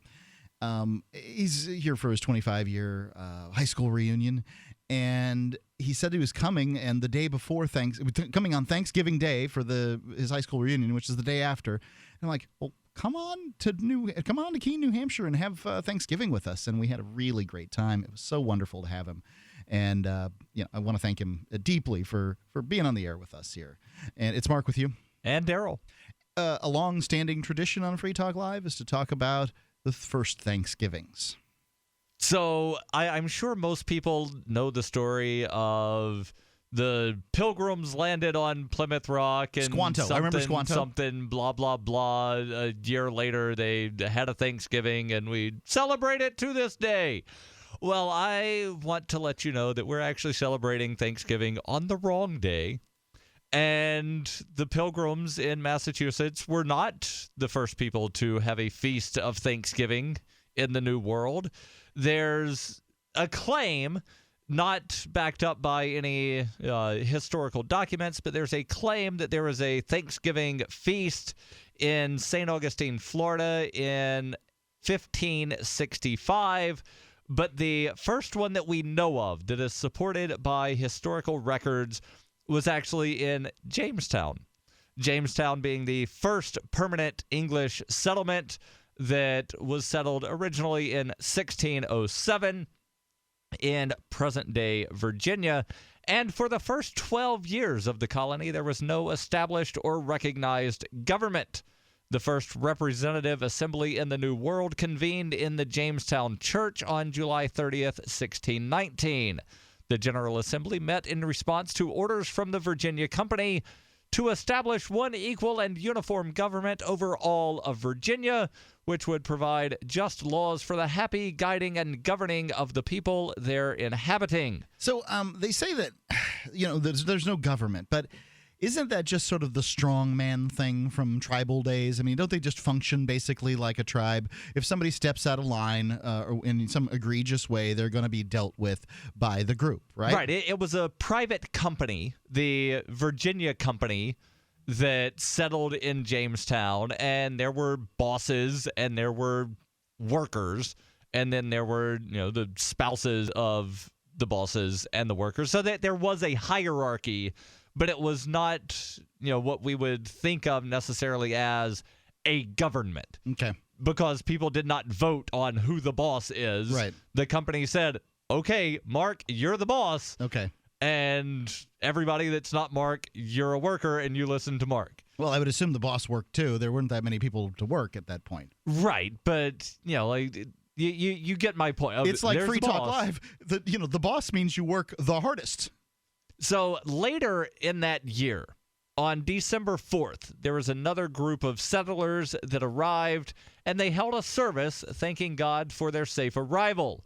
Some suggest that this was the first true Thanksgiving in the Americas, ahead of their arrival, or rather a couple years ahead of the arrival of the Pilgrims in Massachusetts. Before the group that arrived in December of 1619 left England, they vowed, "We ordain that the day of our ship's arrival at the place assigned for the plantation in the land of Virginia shall be yearly and perpetually kept a holy day as a thanksgiving to Almighty God." These words are actually carved into a brick gazebo marking the approximate location of their landing along the James River in Berkeley Plantation. The first Thanksgiving celebration was not because of a bountiful harvest or because settlers being saved from starvation by a group of natives. Think about it for a second. The first Thanksgiving was a day to give thanks for safe arrival from England. Think about for a second what it must have been like to land in the United States. You didn't land in New England in a beautiful cornfields or anything like that. They landed in a swamp. Right. Well, even so, I'm here in rural New Hampshire, and there are trees everywhere. I can't imagine what it would have taken a settler to wrest a living out of this land. It's all rocks and the clay dirt. It's very difficult. Farming here is nothing compared to, say, the Midwest. Our chief exports currently are rocks and tree sap. So, I mean, you can see it's, there are farms here. Local vor economy is, I think, among the top in the United States. But the reason is because the demand for locally grown food is here, not because this is the best place in the world to grow food. How do you get, where do you plant food that first year? You can't take down trees. You can't pull stumps. You don't have time for that stuff. You're going to have to eat next year, which means you have to plant crops. And where are you going to plant these crops? It's not like there's some field someplace. It's not the church lawn isn't there. You can dig it up and put crops in it. It's trees everywhere. Yeah, and Jamestown was, and well, still is, basically a swamp. I've been to Jamestown, and yeah, it does not seem like anywhere that I would want to live today, let alone 400 years ago when my ancestors came to Jamestown. Why'd they pick it? Why? I mean, they had a boat. They could go up and down the, they could have picked all kinds of different places. They picked Jamestown. Why? Well, no matter where they would have landed, the name of the town was going to be Jamestown. I understand. Thanks. The reason they picked where they did, I believe, was because it was in from the sea just a little bit. So they went up the river a little bit so that they weren't right on the sea. I don't know why they didn't go another mile further upriver. I am sure there's probably some kind of explanation written down somewhere, but I could not tell you why they didn't go upriver a little further. Why didn't they go down the coast or up the coast another 3 miles? So there are all kinds of questions that could be asked, but they settled where they settled. So why we don't hear that much about Jamestown? You hear a great deal about the sort of Plymouth and where the Pilgrims land, but you don't. Jamestown was a little bit earlier, but you don't hear much about it in American history. Why is that? I honestly believe that part of it is that quote unquote, the powers that be want to sort of gloss over Southern American history because there was this horrible institution called slavery. There was slavery in Northern American history, too. There was, but they don't ever mention that. They do not mention that slavery existed in New Jersey after the American Civil War. Yeah, it would have existed in Maryland. And yes. There's a few other states that were along the edge that had slavery after the Civil War. Kentucky, Missouri, Maryland. I believe Rhode Island still had a couple of slaves after the Civil War. Mm-hmm. New Hampshire, I believe, had abolished it. Well, most of the slavery had been sort of done away with because the Quakers had gone on this huge anti-slavery rant. John Woolman, he's the third most famous Quaker. The first most famous is William Penn. The second most famous is George Fox, the founder. And John Woolman was this guy who received a conviction in meeting. That's what they called church, and said that slavery was wrong. I mean, I don't think he went too far. Probably somebody else had thought that up to that point. But whatever, Woolman goes around, begins preaching to the Quakers. Quakers were a huge segment of the population at that time, and told them you just got to let them go. Give them some money and let them go. You don't need somebody to buy it from you. You need to give them some money and let them go. And in many cases, that's what it did. That's why you had free blacks in the North. Yeah, and the story about the very first slave owner, as we think of slavery, to where you would have somewhat, claim ownership of the person for the entirety of their life, the first slave owner was actually a former slave himself, who sued in the colonial court for the right to keep the indenture of his slave for life, where the guy wanted to transfer the indenture to another master, and Anthony Johnson didn't want to have any of it, so he went to court, and the court decreed that, yes, Mr. Johnson, you do get to have John Caesar for the rest of his life. Why for the rest of his life? I mean, if it was indenture, was it a lifetime of indenture that he'd sold himself for? No, it was only a term of years. And then, so why did he get the full stretch? That I've still not been able to figure out, but I've read documents about that case, but I can't actually find the court ruling. Because, I mean, in many cases, what they did with indenture was that they would extend the period because they'd say, oh, they were a bad worker or whatever.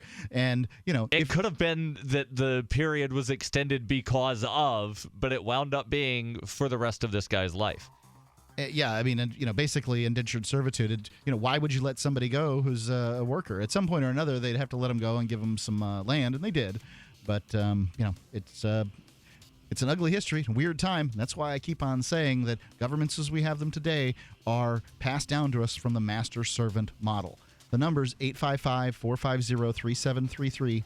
It's 855-450-FREE. Happy Thanksgiving to you from Free Talk Live.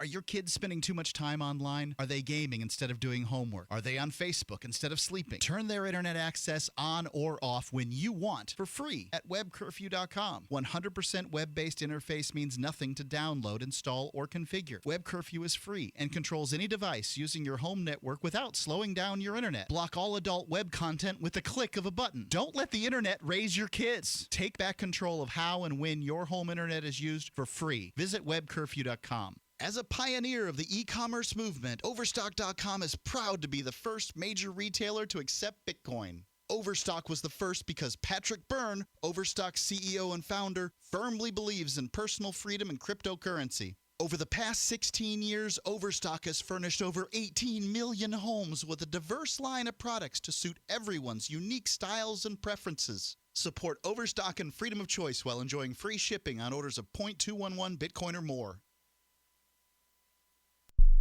This is your Robertson Roberts Brokerage Daily Precious Metals Update. In early trading Wednesday, gold is down $6 at $1,070 per ounce. Silver is 11 cents lower at $14.14 per ounce.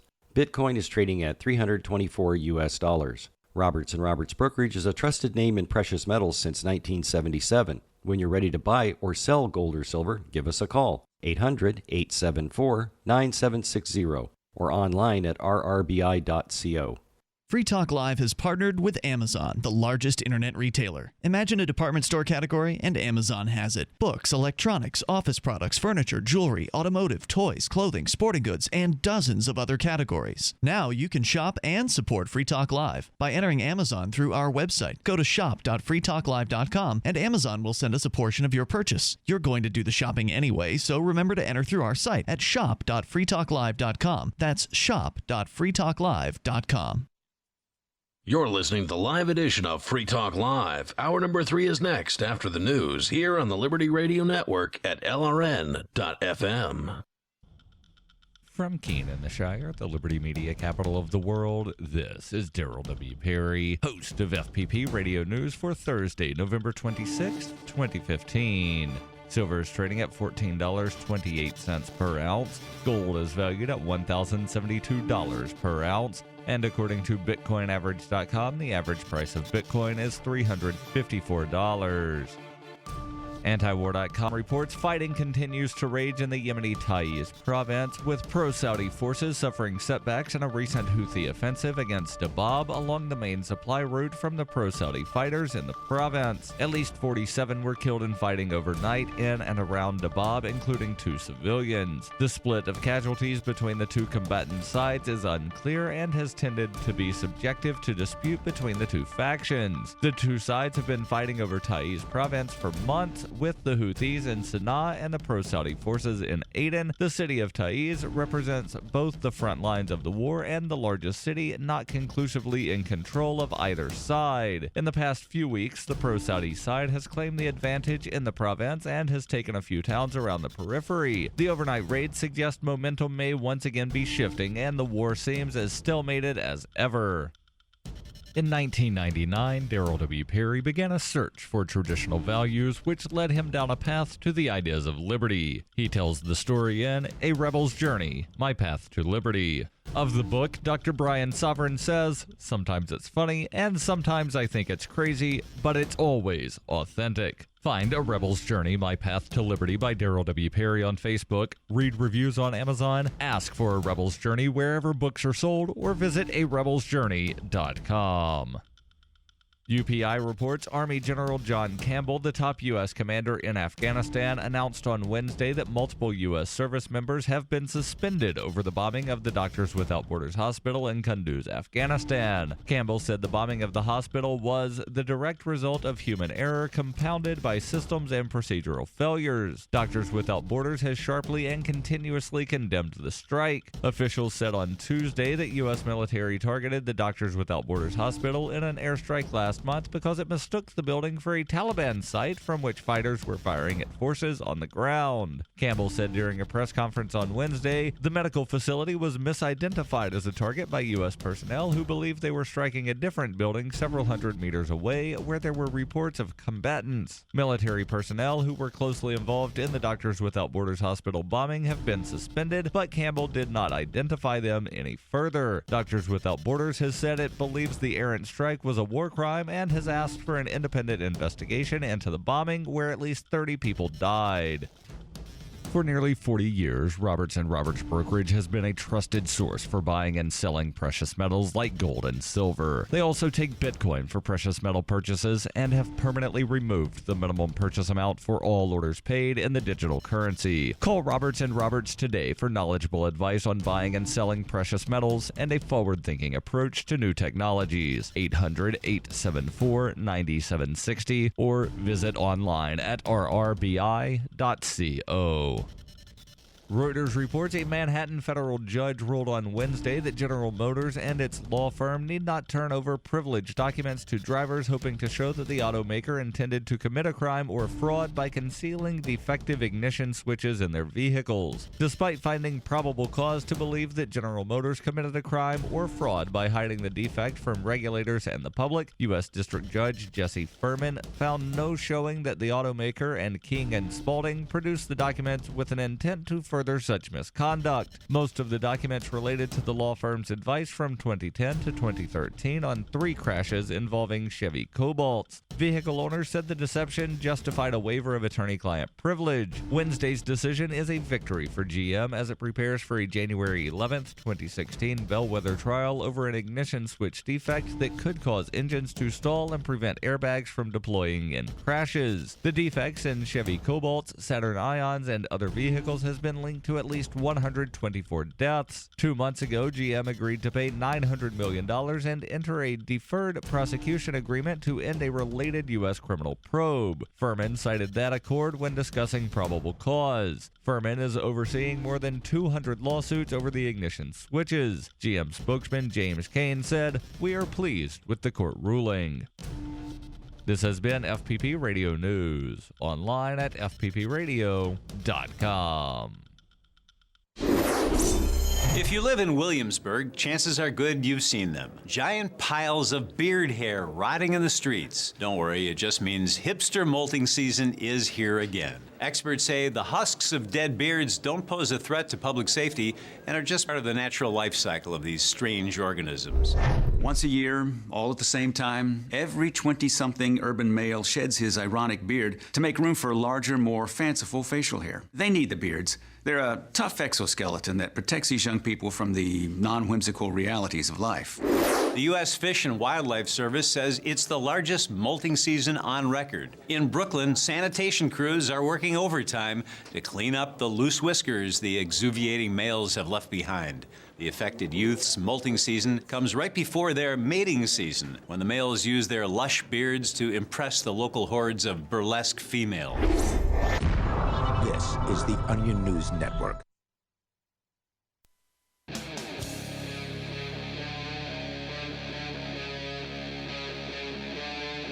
Free Talk Live. That's right, it is Free Talk Live. And when I say it's Free Talk Live, we are live. It is Thanksgiving, and it's Mark with you. Darryl. And actually, we have Keith Ammond, who is the political director for the New Hampshire Liberty Alliance, and I should say Representative Keith Ammond. Thanks so much for sitting with us. The honorable. That's right. That's the terminology they use. This is exciting. I was planning on sitting over in the corner and just watching, so this is great. Keith, you're a longtime listener of Free Talk Live, and so thanks so much for sitting in with us. Very cool. Let's go straight to the phones. Got Randy calling in from California. Randy, you're on Free Talk Live. What's on your mind, sir? Hey, guys. Happy Thanksgiving. Thanks. Same to you. Yeah, I'm calling calling. I haven't heard the show. I apologize. I'm just finished You work. missed Tom Woods. But, oh, of course. That's my luck. You can get it. The really cool thing is that in about 2 hours, the show is going to be available at freetalklive.com. It's going to be archived there for the rest of time, as long as we can keep it up. And what's even better is it's free. That's the truth. Go ahead, Randy. Oh, yeah. Believe me, I download your show every day. I listen to old ones, too. I enjoy going back to, years past. But, I was actually just watching a video of Jabhat al-Nusra, which is formerly a terrorist organization who is now our ally in Syria. Not my ally. It's like one of those. I mean, the United States' ally, right? Yeah, the government. And now they all have GoPro cameras. All these people fighting. ISIS has them. So you can watch videos of them fighting. And I got to thinking. Let's say Russia, U.S., the West, and all these terrorist groups basically that we're funding defeat ISIS, and then the U.S. isn't going to want to back Assad to go through democracy. What happens then when all these former terrorist organizations who we were fighting and didn't like now who are on our side, they're not just going to disappear and become full citizens overnight. We're just going to it's going to be, wash, rinse, repeat, and then we're going to have another war against another group that's going to It's been going on over and over and over again in the Middle East. And frankly, it went on to some extent in South America, Central America for the United States. I think that they benefit from this. They like this. Oh, immensely. And now if you look, their police state's growing with, you guys had a good thing talking about Brussels the other night, police state there. This is what they want. They want the terrorists to win so they can get more control on us. But it's just, I want to bash my head with a hammer sometimes, because it's insane to me thinking, it's literally the government. I don't think they're so stupid as to not realize it. I think they're extremely calculated and smart in what they do. But the American public is so dumb that, one attack and everybody freaks out, and then 5 years later there's some sort of tragedy, and it's, right back to where we started. And it's just incredible to me to see. Right. I mean, in Paris, Americans are like, well, why did the ISIS folks go and kill people in Paris? Well, I've got some news for you. It's because the French government was over there bombing people in the Middle East. They were bombing ISIS. And then they're at war. escalated the bombing the day after. Yeah. It's interesting how the media, and it must be this way in France too, I know it's here, the media leaves us clueless as to why terrorist events happen. It seems like they come out of the clear blue sky, and that's what a lot of there's people, no context for That's it. what a lot of people think about 9/11, right? Like, my God, we were just sitting here being Americans, eating pie and baseball and the things that Americans do, and then attacks. Well, I got some news for you. The United States has been involved in the Middle East and, wars over there and installing dictators and supporting kings and those sorts of things for decades. People don't like that. Yeah, and now they're bombing weddings in Yemen and Somalia and Pakistan and Afghanistan and bombing hospitals in Afghanistan and bombing aspirin factories in Libya. All of those things have happened in the recent past. Yeah, I think a lot of it comes down to is saturation of the media with bad news, but as well as that I feel like people just don't have empathy anymore. We can get attacked 9/11, or if you take in France, and oh my God, these people attacked us. First response, we got to go kill them. Let's go kill them. But then when you say, well, wait, just take a step back, why do you think they wanted to attack us in the first place? It's because we're bombing them and killing all their families. No, it's not. No, it's not. We don't do that. The U.S. isn't that way. The West. Blah, Quit blah, blah. blaming America. That's what I always hear whenever I ask the question of, hey, let's think for a second about why they may have responded this way. Why are you blaming America? There's been documents released that up to 90% of drone strikes, or the people killed by drone strikes, have been innocents. Targeted drone strikes. Targeted drone strikes, 90%. So 9 out of 10 people killed in a drone strike have been innocent. The numbers were pretty close to that from the State Department's numbers that were released in WikiLeaks. That's what happened in the Iraq War too. There was non-combatants and that were killed. Non-combatants means innocent to me. Randy, thanks so much for the call. I appreciate it. 855-450-3733. It's 855-450-FREE. So in the last hour, we had Tom Woods on, who had run back to Massachusetts. He's got his high school reunion coming up tomorrow. And he got kind of bombarded by people who want him to move for the Free State Project. I am among those people. But I want him to move. I didn't. I knew not to tickle him too hard on the subject, but. Yeah, I can see why people want him to move. He's a huge name. I think I asked him the question a couple of years ago when I had him on my podcast, Peace, Love, Liberty Radio, and I forget what the answer was, but he gave some sort of diplomatic thing of, well, he gave depends a maybe on this time. family, whatnot. Everybody go to tomwoods.com and contact him and ask him to move. So, Keith, you moved for the Free State Project some years ago. I know you moved up from Pennsylvania, and That's now right. you're the political director of the New Hampshire Liberty Alliance. And I just kind of wonder, to some extent, what there's objections to the Free State Project. Some of the objections might be it's cold. Right. What do you say to each one of these objections? I personally enjoy the cold. I'm a cold. I love snow blowing my driveway in the middle of winter. I'm one of those weird people. You're one of those crazy people that probably drove me out of Pennsylvania when I lived there. Could be. I also enjoy winter sports. So that there's something. There was an attraction for me personally. Now my wife, on the other hand, she weighs about 90 pounds, and she has to bundle up pretty well in She's the a cold svelte weather. woman, yes. Yeah. But I would say that if you care about liberty, the cold, your comfort, your personal comfort is something as trivial as how cold it gets in the wintertime should not be a hindrance for your moving. I like the explanation that Nathan gave, which is that the cold. When you've got to ask yourself if you're, say, the only people that matter in the political process are the activists that may or may not get elected at any given time. So if you're a conservative activist or a liberal activist, and all these free staters are coming in and they're energizing the libertarians that are here in the state. And it's getting harder and harder to get what you want done in the government done. You've got to ask yourself, man, do I want to, spend another year messing with these free staters, or do I want to go to Florida and play golf? Yeah, hopefully that happens. It does. Golf is a horrible sport. Darryl, I don't care whether It's you an like excuse golf. to drink beer, and that's all it is. Well, the older guys that play, they're going out in the morning. They're drinking their coffee doing this at 5 o'clock in the morning. The sun's peeking up over the horizon, which is very flat in Florida. And That's because the earth is flat. yeah, well, whatever the reason.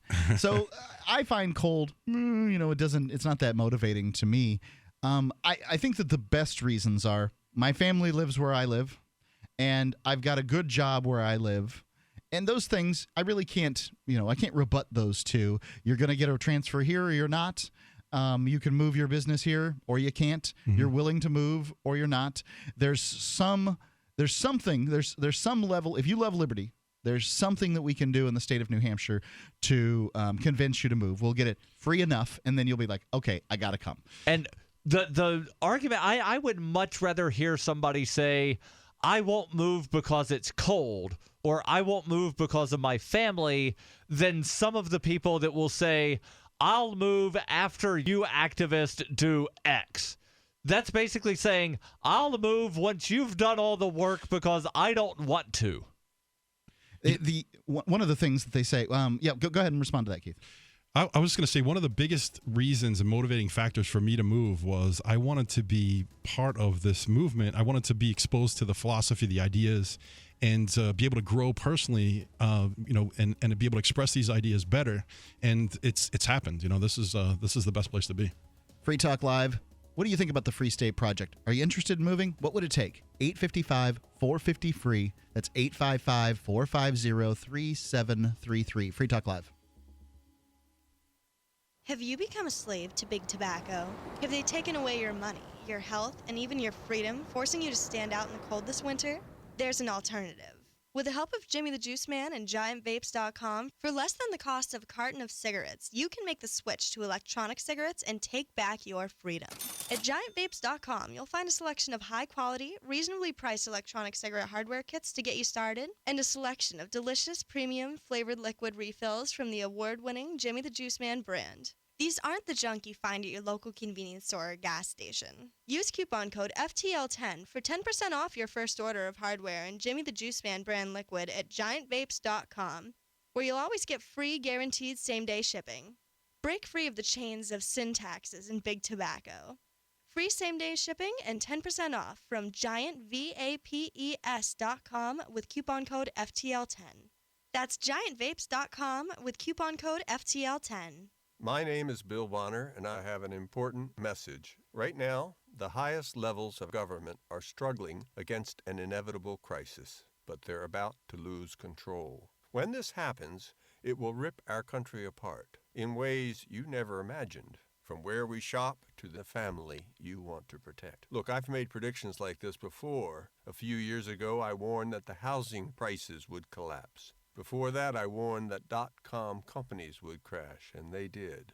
Those who listened had a chance to save themselves. But this has nothing to do with the stock market. This will affect us all. I've posted a free video at disappearingwealth.com. Maybe you'll disagree with my conclusions, but first you need to watch this video and see the facts for yourself. You can watch the video for free right now by going to disappearingwealth.com. Again, that's disappearingwealth.com.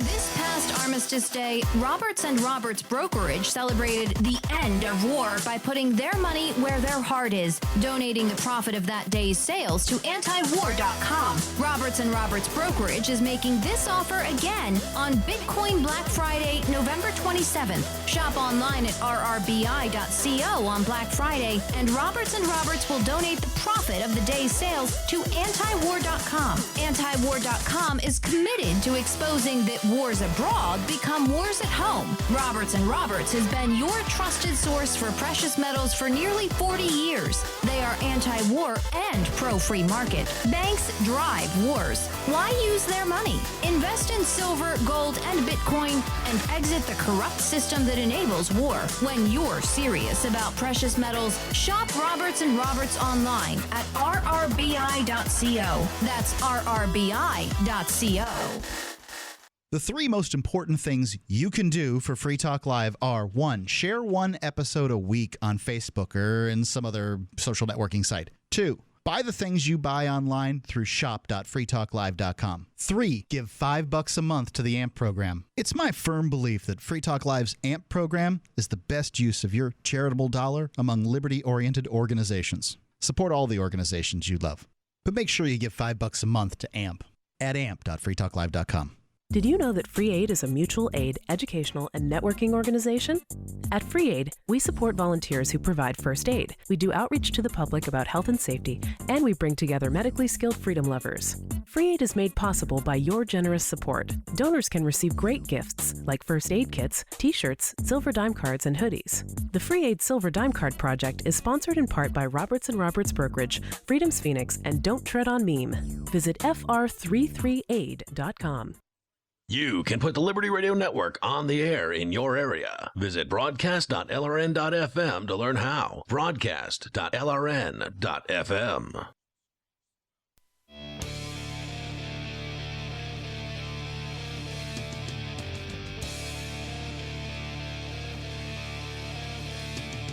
It's Free Talk Live, the live Thanksgiving edition of the show. It is Mark with you. Darryl. And we have the Honorable Keith Ammon sitting in. He's the political director of the New Hampshire Liberty Alliance. Keith, thanks for sitting in. Great. Yeah, thank you. Yeah. And a state rep. Yeah, that's, I guess, what the honorable means, right? State rep. Yes. Representative Keith Ammon's probably. I love it when my wife has to call me honorable. Oh, I bet she doesn't. I doubt she does that at all. No. So, Tom Woods was here for Thanksgiving, and you came over to have Thanksgiving with us too, Keith, and thanks so much for coming.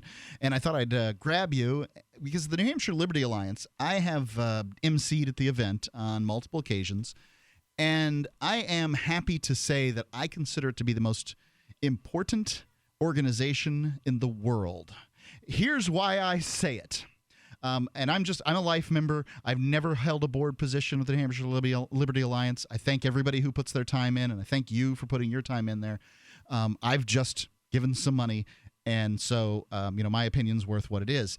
But for me, I think that as far as it comes, the ideas of liberty, if you consider them to be extraordinarily important in the area of human freedom, because New Hampshire is, in the forefront with so many people moving here for the Free State Project, forefront of human liberty, and the New Hampshire Liberty Alliance actually does the work on the ground. Many people think it's the Free State Project, that the Free State Project is changing New Hampshire. Free State Project is just a project to get people here. The New Hampshire Liberty Alliance was created by many natives and some movers, the Free State Project, I believe. I don't know if anybody had moved yet because the first board of the New Hampshire Liberty Alliance was formed, I believe, 2.5 weeks after the vote of which state the Free State Project was going to choose. If you go to nhliberty.org, you can see, if you go to the About page, you can see it was formed about 12 years ago, and the original board was split. I think Keith Murphy out of Bedford wrote the original bylaws, so he's definitely a mover. Yeah. And they, this organization. So this organization is the one that's putting forth the great legislation. It's telling every legislator in the state, that's 400 of them, how they should vote. It's then on many of the bills that are going past them, not every one of them. Then it is also ranking their votes on those recommendations, and then putting out a grade for each one of those reps. Each rep in the state at the end of the year, and each senator. So this is not happening anywhere by any liberty organization in any other state, any other country. The United States doesn't have this. Sadly, the Republican Liberty Caucus used to take a stab at doing something like this on a national basis. It hasn't been doing it recently. The Democratic Freedom Caucus tried it once or twice, and then that caucus just sort of disappeared. And this is it. This is it for people making some changes inside the political process for more human freedom. And one thing that I think is great about the New Hampshire Liberty Alliance is they call themselves a nonpartisan organization, but technically it's a multi-partisan organization because there are Republicans, there are Democrats, there are Libertarians, there are people that refuse to identify with any political party. There's probably somebody from the Constitution Party that's involved. There's New Hampshire Liberty Party people that are involved. So it truly is multi-partisan. Yeah, it's principle over party. And there's several board members. Paul Best is the current chair. I'm newly elected as the political director. I was on the board a few years ago as membership director, so I'm familiar with how it works on the inside. But there's an army of volunteers that read and rank every bill that comes through the State House. It's been expanded to the Senate as well, so now the Senate gets graded. And as you said, Mark, there's really nothing like this anywhere else in the country. And it's a completely voluntary organization. It's basically nonpartisan, principle over party, lobbyists for liberty that are volunteers. And, when I go, I'm also a state rep. So when I go into the chamber at the State House in New Hampshire and Concord, there's always volunteers from the Liberty Alliance handing out what's called the gold standard. And I get to read that.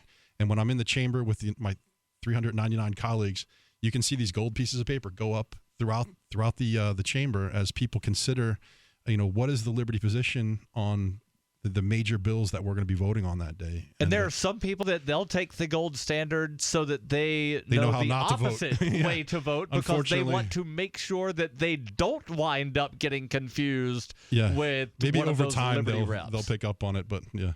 You're right. It's fine that they do that. At least we know who who to target at that point. One of the questions I want to ask is that, look, for people who want to move for the Free State Project, I think a lot of times, since Free Talk Live is one of the premier voices of the Free State Project, but we on Free Talk Live tend to take kind of radical positions.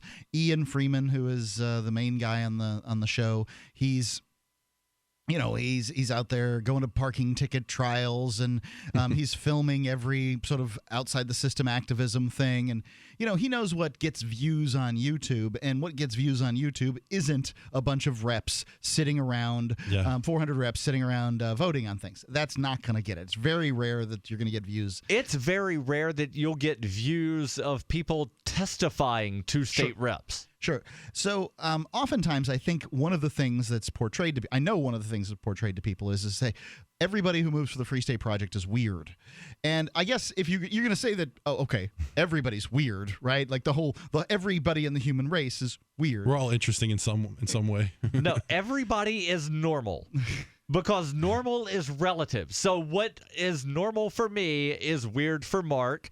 And what is normal for Mark, I consider to be really weird because you should not do that to your pigs. Whatever. So what they're saying is that, I don't want to move because, frankly, Ian is a little too radical for me. And that's many people move because Ian is as radical as he is.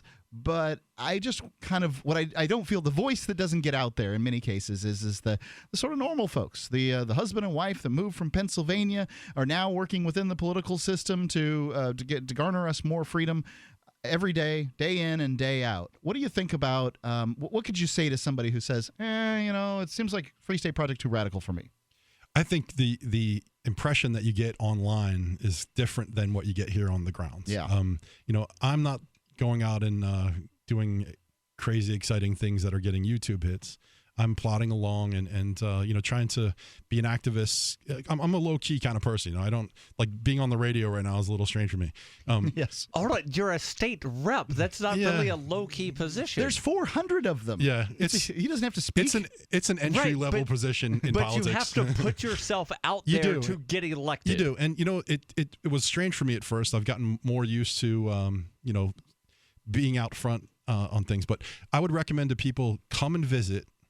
PorcFest might be a fun time, but you're going to get a little bit more of the extreme at PorcFest. Come and visit. Put your name on the bulletin board. Tell people that you're coming to visit. You'll get shown around, and you'll get a true sense of what it's like here. Show up in March. That way you can go to the State House and get a feel for what that is.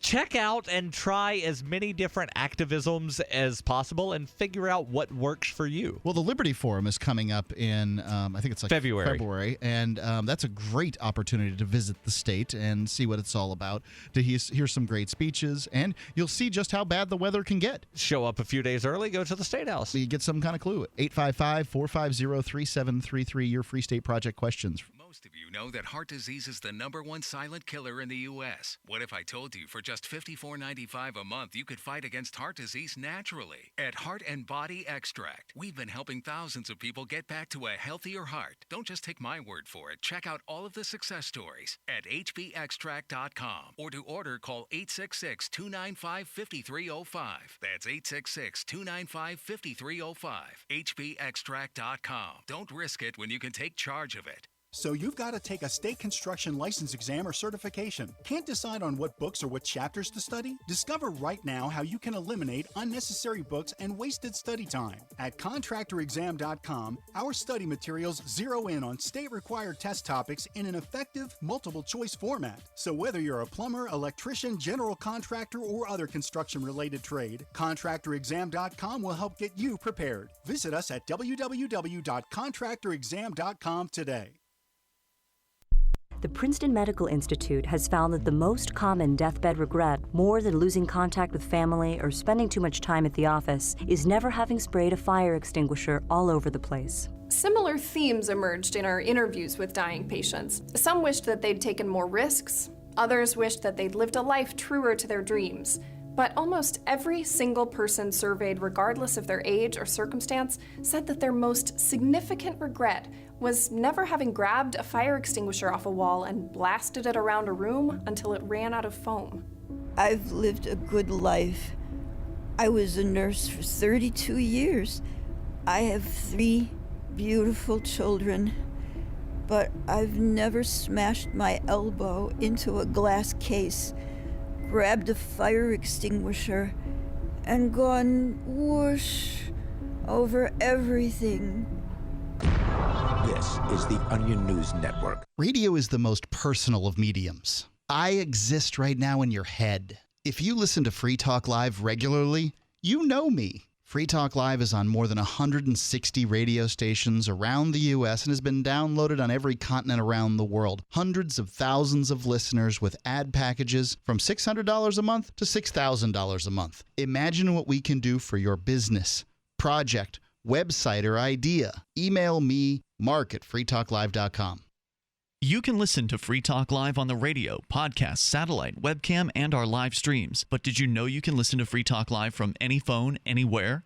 Add this number to your phone, 213-493-0308. It's a long-distance call, so make sure you're familiar with your phone's calling plan. The listen lines are airing the latest episode of Free Talk Live 24 hours a day, including our live shows. Call 213-493-0308. That's 213-493-0308. What if the key to achieving liberty in your lifetime was to move together with others who think like you? Liberty activists are joining the Free State Project, which is over 85% of the way to its goal of 20,000 participants. And they're already making the move to New Hampshire. The successes are piling up and are proving the Free State Project is a real movement and no longer just a great idea. When you're planning your move, consider Keene. Keene is famous for its civil disobedience and non-cooperation, and there's plenty of political opportunity as well. If you're a regular reader of freekeene.com, you know there's a lot going on in Keene. Keene is the liberty media capital of the world, with television, talk radio, and more, all originating here. Though it's more than just activism, with regular social events each week. See what's happening at freekeene.com and get connected with video, audio, free books, a forum, and activist tools you can download and use in your area at freekeene.com. That's freekeene.com. You can connect with the Liberty Radio Network via our Facebook page at facebook.lrn.fm. That's facebook.lrn.fm.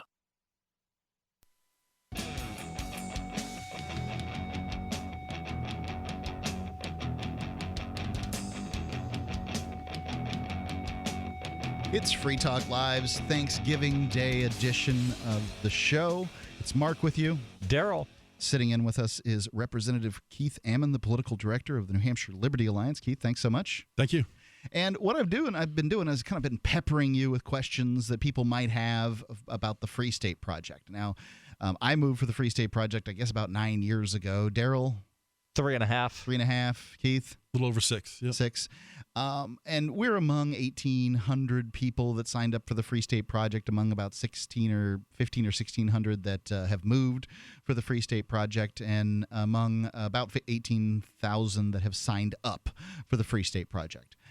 You know, it's been projected that we're going to hit the 20,000 number next year. Next year. Yeah, which is exciting. Yeah, you know? that's a projection, unless for whatever reason signups fall off, but they seem to be picking up. Right. Many people, and that's heartening to me, because the ones that sign up, the last 5,000 to sign up, are much more likely to move than the first 5,000. Yeah, it's a critical mass problem, which is the whole reason for this 20,000. If one or two libertarian-minded or liberty-minded people move to a state, it's not going to have an impact. No impact, yeah. That's the whole reason for the 20,000 figure, is to solve this critical mass problem. It's a chicken and an egg problem. And so once we get this 20,000 number, let's say half of the people move, it doesn't mean that people are going to stop moving. Now we have the critical mass. Now more people can move, and who knows what the number will end up being. And then when you say, imagine that half of them move, a large percentage of that will have children. The children don't count towards the 20,000. They don't count towards the mover number. And then you've also got people that are moving that aren't signing because they have an aversion to putting their name on things. I meet people all the time that have moved here because they've heard about it, but they're not signers. So there's people coming because New Hampshire, the live free or die state, if you're going to give your state that motto, live free or die, you should expect people that believe that liberty is live free or die is a statement that liberty is more important than life itself, and life is a very precious thing. So people that have that mindset, this is the place to move. Yeah, I would think that if you ask people who have lived in slavery, if you think about that concept, then living free is more valuable. Freedom is more valuable than life for many of them. Many people have sacrificed their lives for the freedom of people to come, and that to me is worth defending in and of itself. So what we were talking about is sort of reasons that people might say, the Free State Project's not for me. One of the things I've heard people say is, look, I'm just not a people person. I'm not going to be involved in the political activism or whatever. I wasn't involved in activism at all in Florida. I might have gone to a couple of Libertarian Party meetups at Bennigan's or whatever, so I could chit-chat with some people who believed like I believed. And what I found are people who did not believe like I believe, a bunch of conspiracy theorists and, those sorts of things. But, I liked my friend Ian. He was really passionate about what he was passionate about. And so I would go to some of these events. And I wanted our candidate to win. There was one year when he was running against, I think, the Democrats. So we figured he might have a chance to break 40% or 35% or whatever. And he did pretty good, but he still lost, which, that was the expectation. Actually, I think it was there was no Democrat running. Anyway, one way or the other, he was getting, he got some third of the votes or something. What do you think? People that just aren't that involved. What do you think about telling them to move? People that don't have maybe an idea currently of what kind of activism they would do, or if they would. Yeah, or if they would.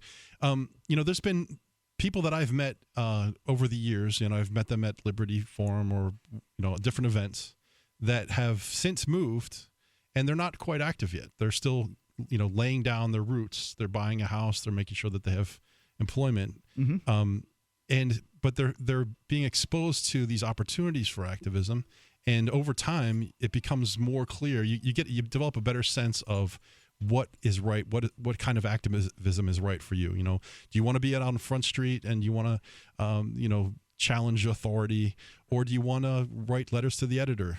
There's some people in the state that are really excellent writers. They write all the time. They're in the Concord Monitor and the Union Leader. It's hugely powerful. And it's hugely powerful, and they're doing it maybe in their basement at night. You can donate to campaigns. You can hold signs for a campaign. There's so many different outlets.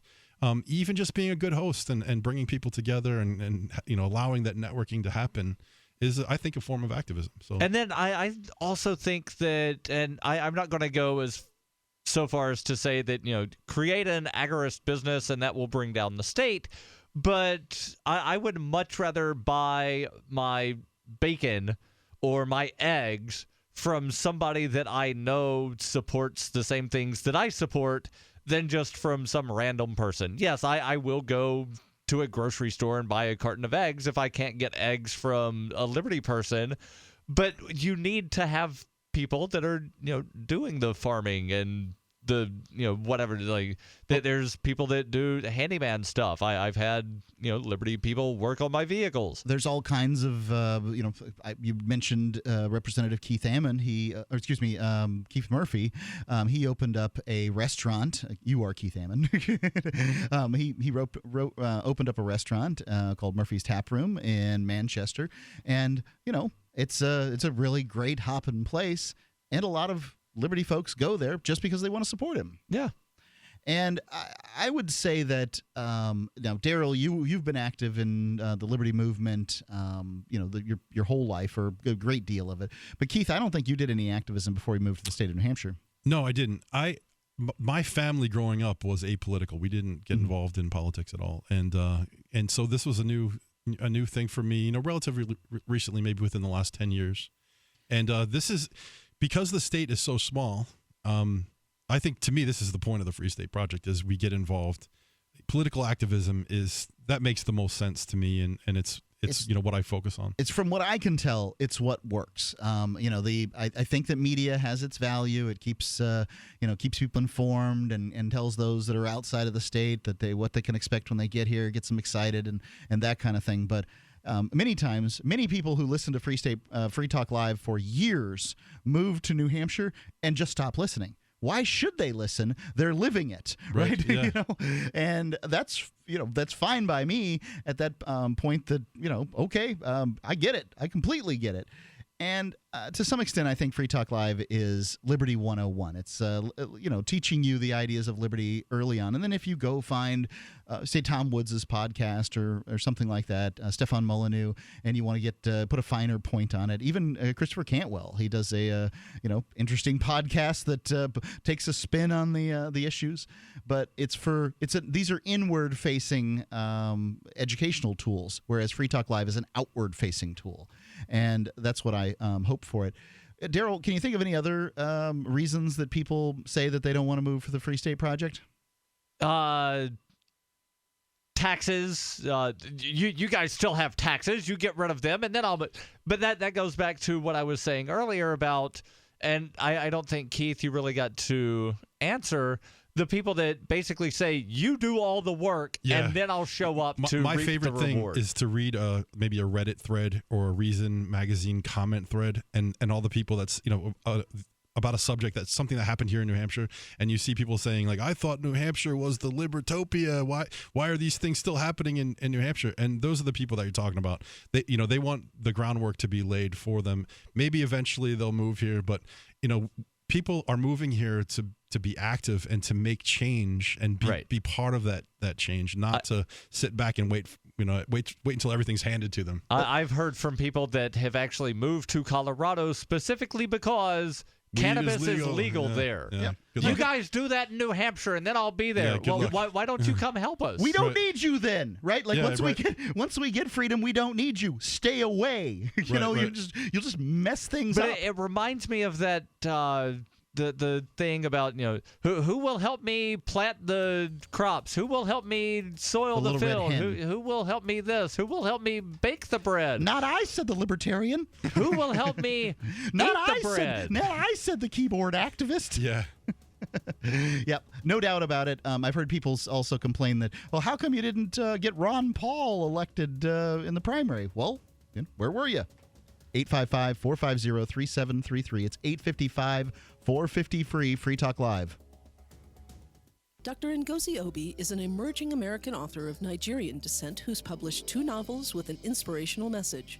A third is in the works. Her first novel, Love's Destiny, follows Naira, a somewhat naive young woman, in a gripping tale of love lost and found. Her second novel, When Dreams and Visions Collide, follows Fern and friends as they discover what it takes to realize a dream and the true meaning of unconditional love. Dr. Obi's books are available where books are sold and ladyofdestiny.com. The new 4th edition of Healing Our World, The Compassion of Libertarianism, will take your understanding of liberty to a deeper level and has over 1,300 updated references, new cartoons, and a foreword by Dr. Ron Paul. With discounts for multiple book purchases, the new Healing Our World is a great gift this Christmas for the liberals, pragmatists, environmentalists, and Christians in your life who think libertarianism is cold-hearted. Get yours today at healing.freetalklive.com and use promo code FTL for a $5 discount. Don't complain about your cable bill going up and up and up. Do something about it. Grab a pencil and jot down this special number, 1-855-905-MY-TV. The more cable TV rates go up, the better digital satellite TV looks. Say goodbye to the cable guy and get more of your favorite channels in 100% digital quality for less money. Call 1-855-905-MY-TV. Sign up for packages starting as low as $19.99, and there's no equipment to buy. You get free HD TV upgrade, a free DVR upgrade, and free professional installation.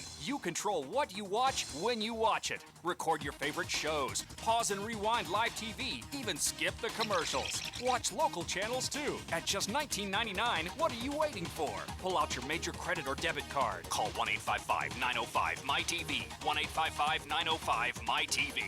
Say goodbye to the cable guy. Cut costs and get more. 1-855-905-MY-TV. 1-855-905-MY-TV. Since time began, tyrants have taken aim at personal liberties. Now there's a movie that aims back. The government has no more right to tell us what to put in our bodies than they have to take our guns or tell us what books we can read. 6 drug police were eaten by bears while raiding a marijuana farm. On your knees, you dirty hippie! Jesus. On your knees! What's the problem, officer? Today, many cops who enforce pot laws do so only because it provides them with cushy jobs, good benefits, and a chance to push people around. I was an undercover narcotics officer. The drug war is nothing but a farce. The Second Amendment says you gotta keep you and your get intact. Guns and Weed, The Road to Freedom.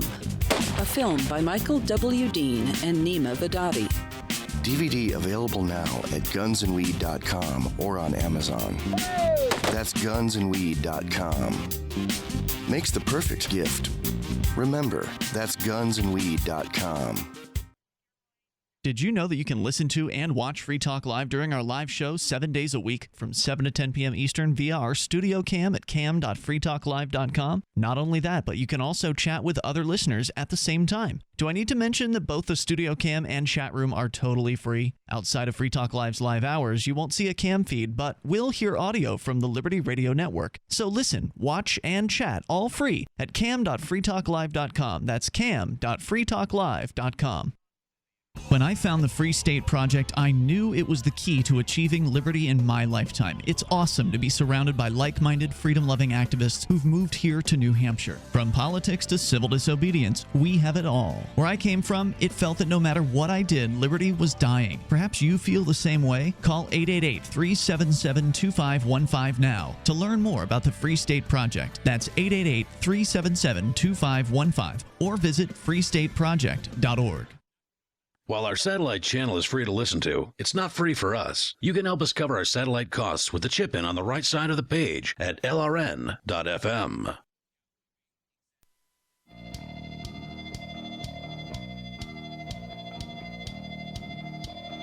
It's Free Talk Live. It's the Free Talk Live's Thanksgiving Day edition. And it is, it's been a real pleasure to be here on the air on Thanksgiving.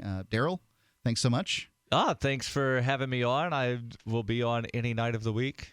You know that. Representative Keith Ammon, the political director of the New Hampshire Liberty Alliance, thanks so much for sitting in with us. I want to take some calls, but first I want to tell you how to get some great savings on Christmas gifts. So tomorrow is Bitcoin Black Friday. And if you use Bitcoin, well, there's one place that you can get up to 50% off things that you buy from Amazon, or you can do the instant buy, and generally at Purse, you can go there. saveatpurse.com is the website.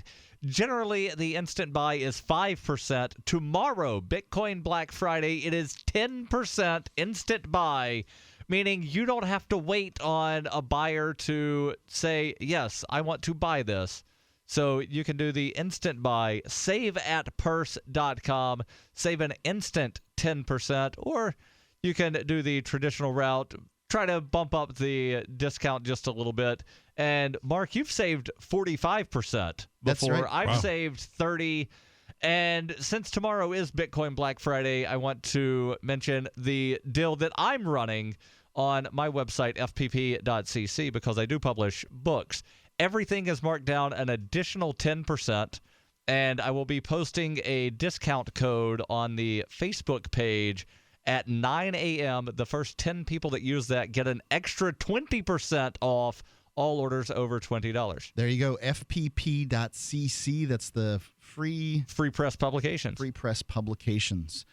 Well, we're going to take some calls here. Everybody's piled in the last segment. Let's go to John calling in from Kingsborough, Massachusetts. John, you're on Free Talk Live. Hey, guys. First time, long time.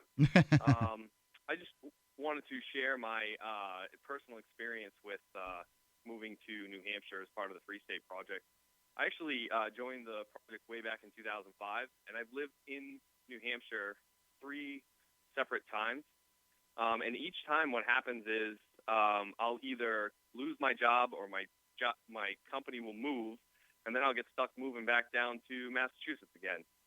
So I know New Hampshire has a pretty good economy. There's a lot of jobs up there, but there's also a lot of competition for those jobs. And I would love to stay up there on a permanent basis, but for me, in my sector, it's very hard to find and keep a job up there because the businesses, they go there to start out because it's pro-business, and then they move. What kind of work do you do? I'm actually a fraud investigator. Well, there you go. All I can say is that unemployment is low, among the lowest in the Northeast. In New Hampshire, we have a very low unemployment rate. I get that you're having the problem. I would just recommend staying resilient. At some point or another, someplace will stick around. There is a. I keep trying. That's for sure. And then like I said, I'll get a job. I'll be happy, and then all of a sudden it's. Hey, we're moving our office to Boston. Oh, great. Yeah, that stinks. There's a Facebook group. Thanks, guys. I just wanted to I just want to call and give my opinion. I really appreciate it. You guys are the best. Thank you. Thanks so much. Thank you. Appreciate it, John. There's a Facebook group, FSP Job Alert, that you can join, and there's people post jobs all the time on there. So if you're looking for a particular work, you can even ask a question. FSP, that stands for Free State Project, and this is mostly about for people who believe strongly in the ideas of liberty, collecting together in one state, that can have a real effect. For those of you out there that don't have as strong of a connection to the ideas of liberty, we're just good entertainment. Let's go on to Robert calling in from Bellows Falls, Vermont. Robert, you're on Free Talk Live. Happy Thanksgiving, guys. Thank you, Robert.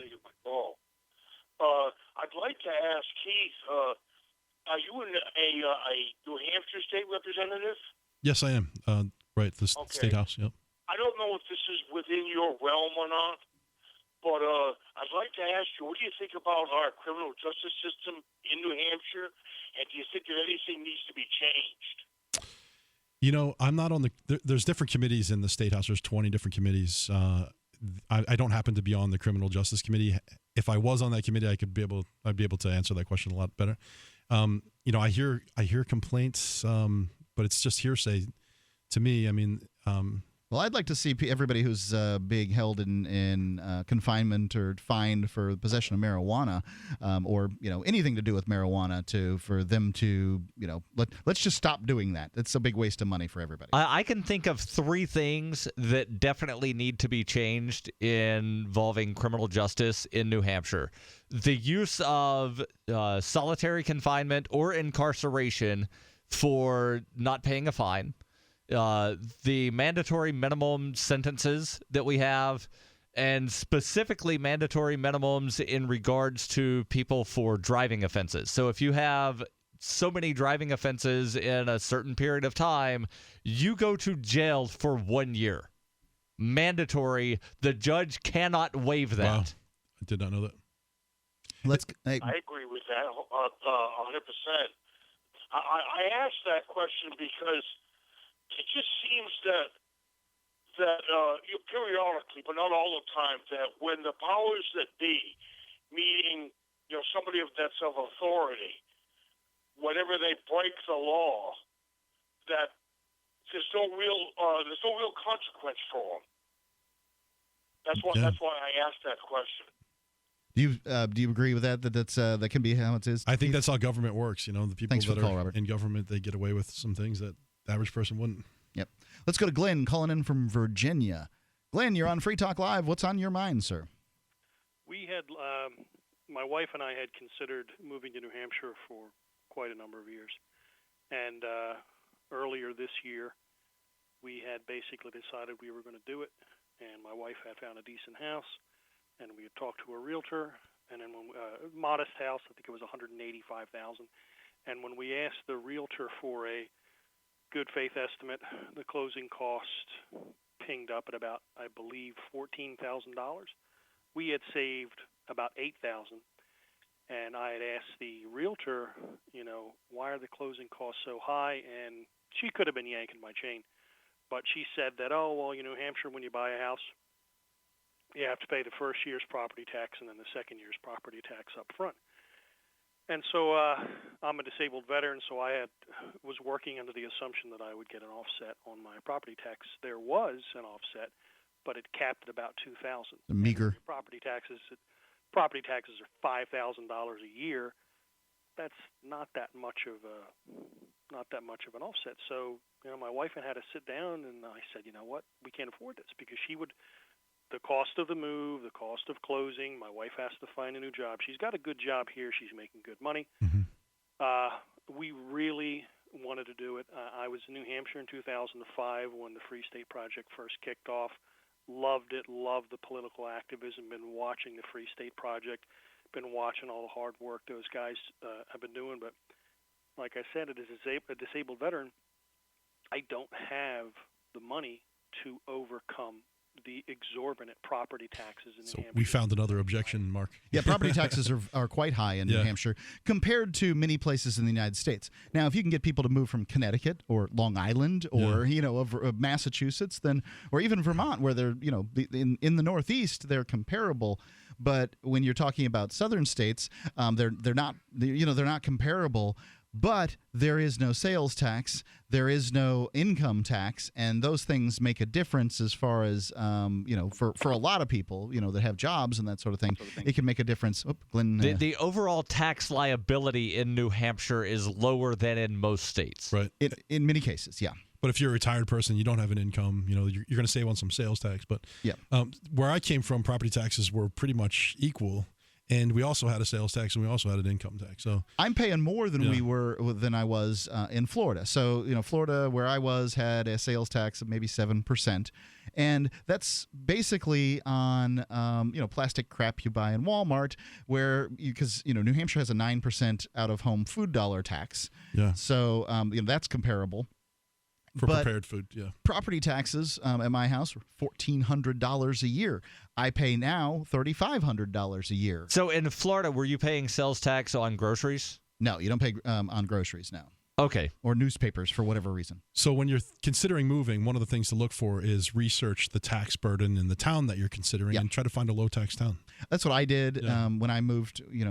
Ian, my business partner, moved to Keene, and I just kind of looked at the towns that were immediately surrounding Keene, found the lowest tax bracket, sort of began researching, and stuck with that town. It's great. And Mark Warden, I believe, has that database on his website, porcupinerealestate.com. Is it porcupinerealestate.com? Is that what it is? I believe that's what it is. Or realtor, one or the other. He's a longtime advertiser on Free Talk Live. Keith, thanks so much for sitting in with us. Thank you. I'm excited. Appreciate it. Political director of the New Hampshire Liberty Alliance. People can go to nhliberty.org. That's right. Free Talk Live. Phone records, financial and location data, Prism, Tempora, X-Keyscore, Boundless Informant. Hey, y'all, Scott Horton here for offnow.org. Now, here's the deal. Due to the Snowden revelations, we have a great opportunity for a short period of time to get some real rollback of the national surveillance state. Now, they're already trying to tire us by introducing fake reforms in the Congress. And the courts, they betrayed their sworn oaths to the Constitution and Bill of Rights again and again, and can in no way be trusted to stop the abuses for us. We've got to do it ourselves. How? We nullify it at the state level. It's still not easy, but the Off Now project of the 10th Amendment Center has gotten off to a great start. I mean it. There's real reason to be optimistic here. They've gotten their model legislation introduced all over the place, in state after state. I've lost count, more than a dozen. You're always wondering, yeah, but what can we do? Here's something important, something that can work if we do the work. Get started cutting off the NSA support in your state. Go to offnow.org. This Your Family Today tip is brought to you by Nestle Toll House Refrigerated Cookie Dough. Who would you bake some love for? Find fun and easy baking ideas at tollhouse.com. Kids love doing arts and crafts projects, especially when you join in. Try channeling all that artistic energy into the kitchen and bake up some creative treats together. Think of your art supplies as the frosting, sprinkles, and decorating gels, and use cookies or cupcakes as your canvas. For more tips like these, visit us at parenthood.com/yourfamilytoday. LRN.FM is proud to announce our official listening apps for Android and iOS devices. Now you can easily tune into our streams anywhere, anytime on your smartphone or tablet. Just visit apps.lrn.fm or search for LRN.FM in the Android or Apple app stores. Please download, rate it 5 stars, then share the link on social media, and let your friends and family know how you're listening to LRN.FM. Download it now, free at apps.lrn.fm. That's apps.lrn.fm.